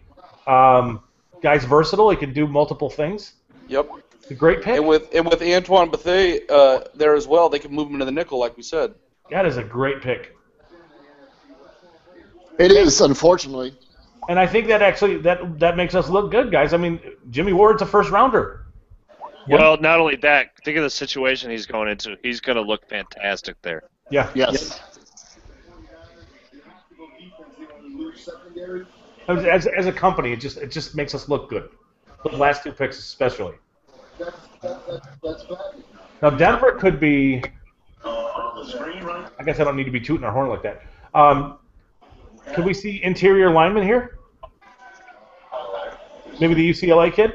Suafilo. Yeah. Well, you know what? Denver, they did kind of restructure what they had to fix their guard situation. That being said, I don't know, maybe Roby I could see. I mean, I could see them wanting to take a corner. What about Desir? Yeah, but again, I think they would want, I mean, not that they need a starter, but still I think they want a guy they feel really comfortable with being able to play this year and contribute right now. Because again, they're on the same kind of time clock. They really their window is this year. And they're really going to want, if they get a corner, they're really going to want a speed corner, because with the loss of DRC, and I believe DRC was brought in to combat, the deep balls that they lost to in the playoffs. So they're going to need a speed corner if they go corner. So Roby would make sense more so than Desir, I think. 3 years and they think they're that close, make a play, and all of a sudden they work. So Ryan, what do you think of that pick? I love the pick. They have to be physical. Ward, he's gonna, like you said, they're gonna be able to play him in the slot or at nickel. With Antoine Bethea, basically they have 2 free safeties already on their team with Bethea and with Eric Reed. So they can allow Ward to go in to play that nickel spot. Physical. I'm a little shocked they didn't go wide receiver because they need that speed on offense. Unless they think Brandon Lloyd's going to be that much help to them, I just don't see it. I could see them moving up pretty early into round 2 and grabbing a receiver. I could as well. Still have Quentin Patton on that roster. Yeah, but the other thing that I think about, I mean, they have 2 players that were, Lattimore and Tank Carradine, who didn't even play down last year, that they basically redshirted. So the Niners are going to have a lot of depth. Yeah, it's season. almost like they have extra rookies. Yeah. Hell, they have plenty of ammo. They could trade right back up and get another corner, Marquise Lee. Yeah, they could really trade up with Houston right now. Give up a couple picks and. Yep. I can see that happening. They're going to have to. They don't have enough roster spots for all these guys. Yeah, there's not enough holes on that team with all these draft picks that they have. They just don't have the spots. I thought AJ McCarron was going first round, you guys. Yes, he was going 16.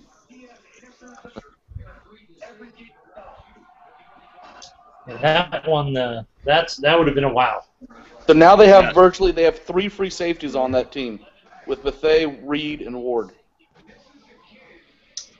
And I got to think that part of the reason is also you don't know if Reed how long he's going to play with all these concussions he's suffered.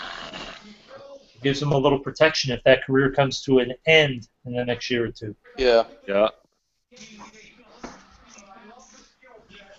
It's just there's a lot of value in that pick, at 30 overall. It's nuts. Yep. So I got a feeling that Seattle might go Suafilo. Like I said, I hope they don't. That's been the obvious mock all along. The only reason I did see it happening is because I had a feeling Suafilo might go higher. But yeah, I mean that seems to be a no-brainer for them. I can see them trading out too. That too.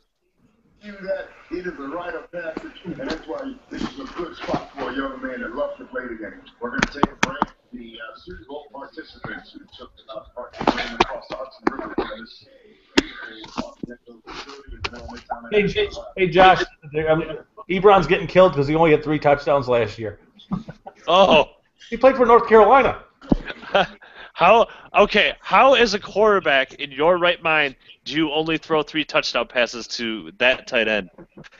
Because you're not very good.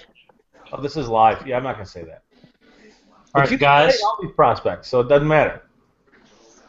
All right, to make Scott there feel dumber, Tanya says, Jimmy Ward to the 49ers, the rich get richer, the poor get Bortles.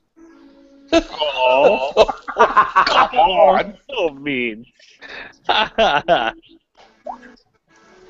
I got that one. I would hope so. It took me a minute, but I got it. It's all right. Probably takes me more most of the time, so that's all right. Oh, man. I am worn out. And I got to be up bright and early. What is your gym day tomorrow, Russ? What time? I will be up at 5:20 to be at the gym at 6 a.m. And I think our meeting's going to start about 8 o'clock, our draft meetings. So I got the gym at 5 a.m. myself. Russ, tell Casey I said hello. I will do so. For the few more days he's working for us and not Tampa Bay. Did that happen? No, but I think there's a good chance it will. But well, if you guys if you guys need a scout, I'm sure you know a couple of them. This is true, very true. I honestly don't think we'd be hiring anybody right now. That'd be my guess. Even if you were to leave, or if I were to leave, or anybody would leave. But yeah, that's just my thoughts. Yeah. Well, that's the way the CFL goes, you know. Yes. Very much. Roby's coming off the board now. That's good. Get a fourth Big Ten guy. That's what I figured. That's what I figured. Russ, you were right with your 5. Well, I only have 4 so far. Oh, I thought Roby was going to be the 5th. Yeah. No, I thought he was. I was hoping so, but right now he's 4, unfortunately, which stinks. I really thought there was going to be 5, but still have a chance. 32. I think Suafilo's got to be the pick for Seattle. I agree. Yeah, I mean, you have holes at right tackle in both guard spots. He's going to start one of them on day 1. All going to play. And a team that just won the Super Bowl has very, very few holes. It's a glaring issue for them.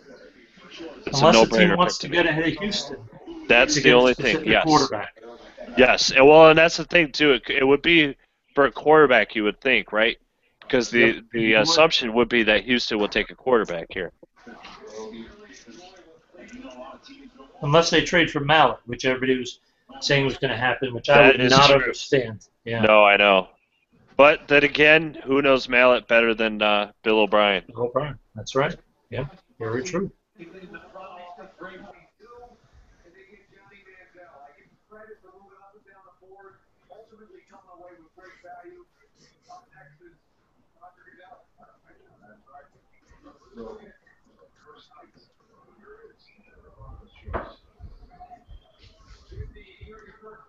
Come on, make the last pick. Come on.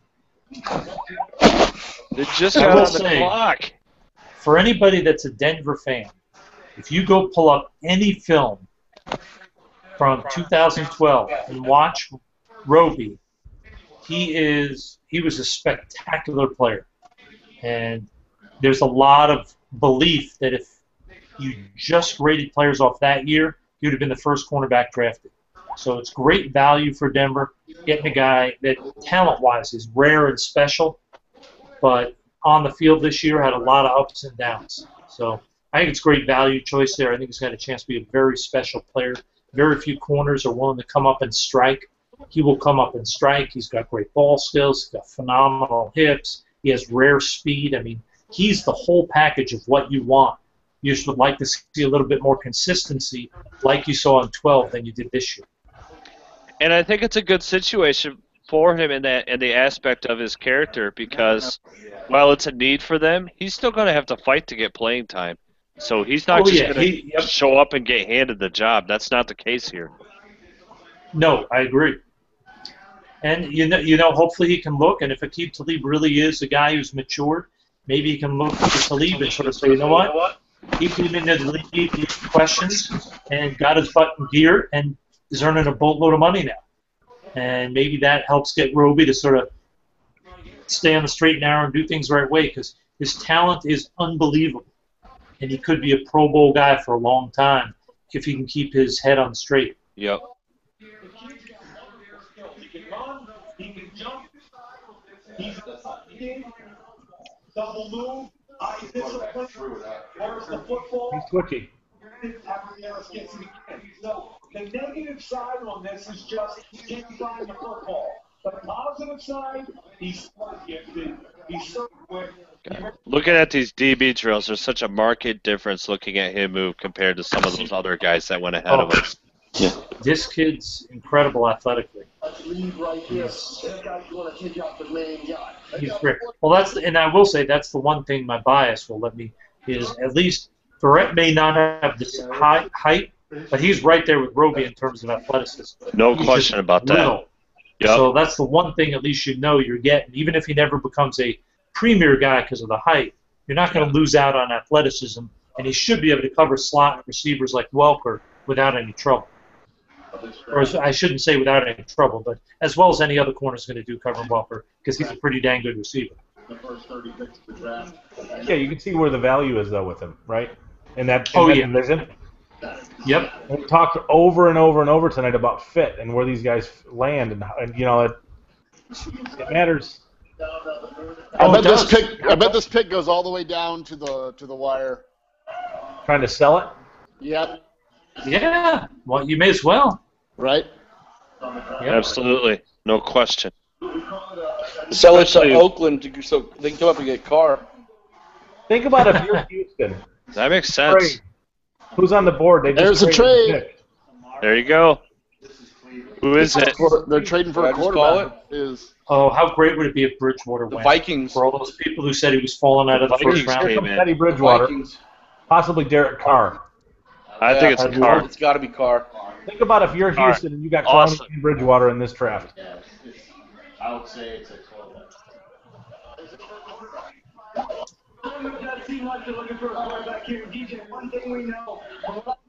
Wow. I wonder what they gave up. I'd really like to know that. I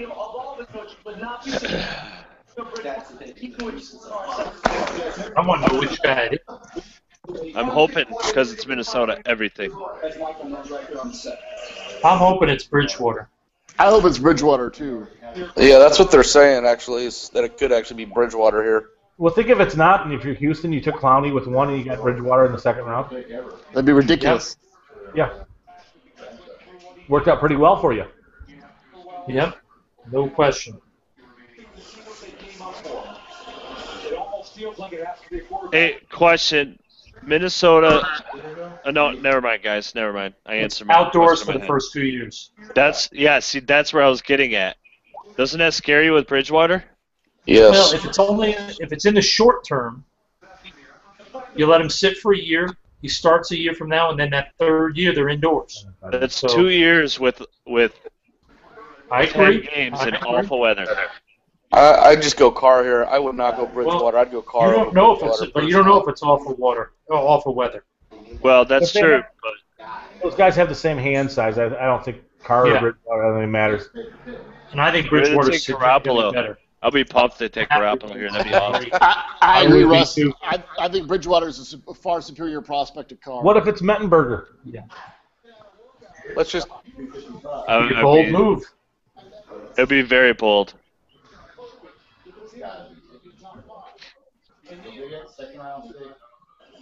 So if it's a quarterback, it makes me feel good. Because it's 3. Bridgewater. It's Bridgewater. Is it? Yep. There you go.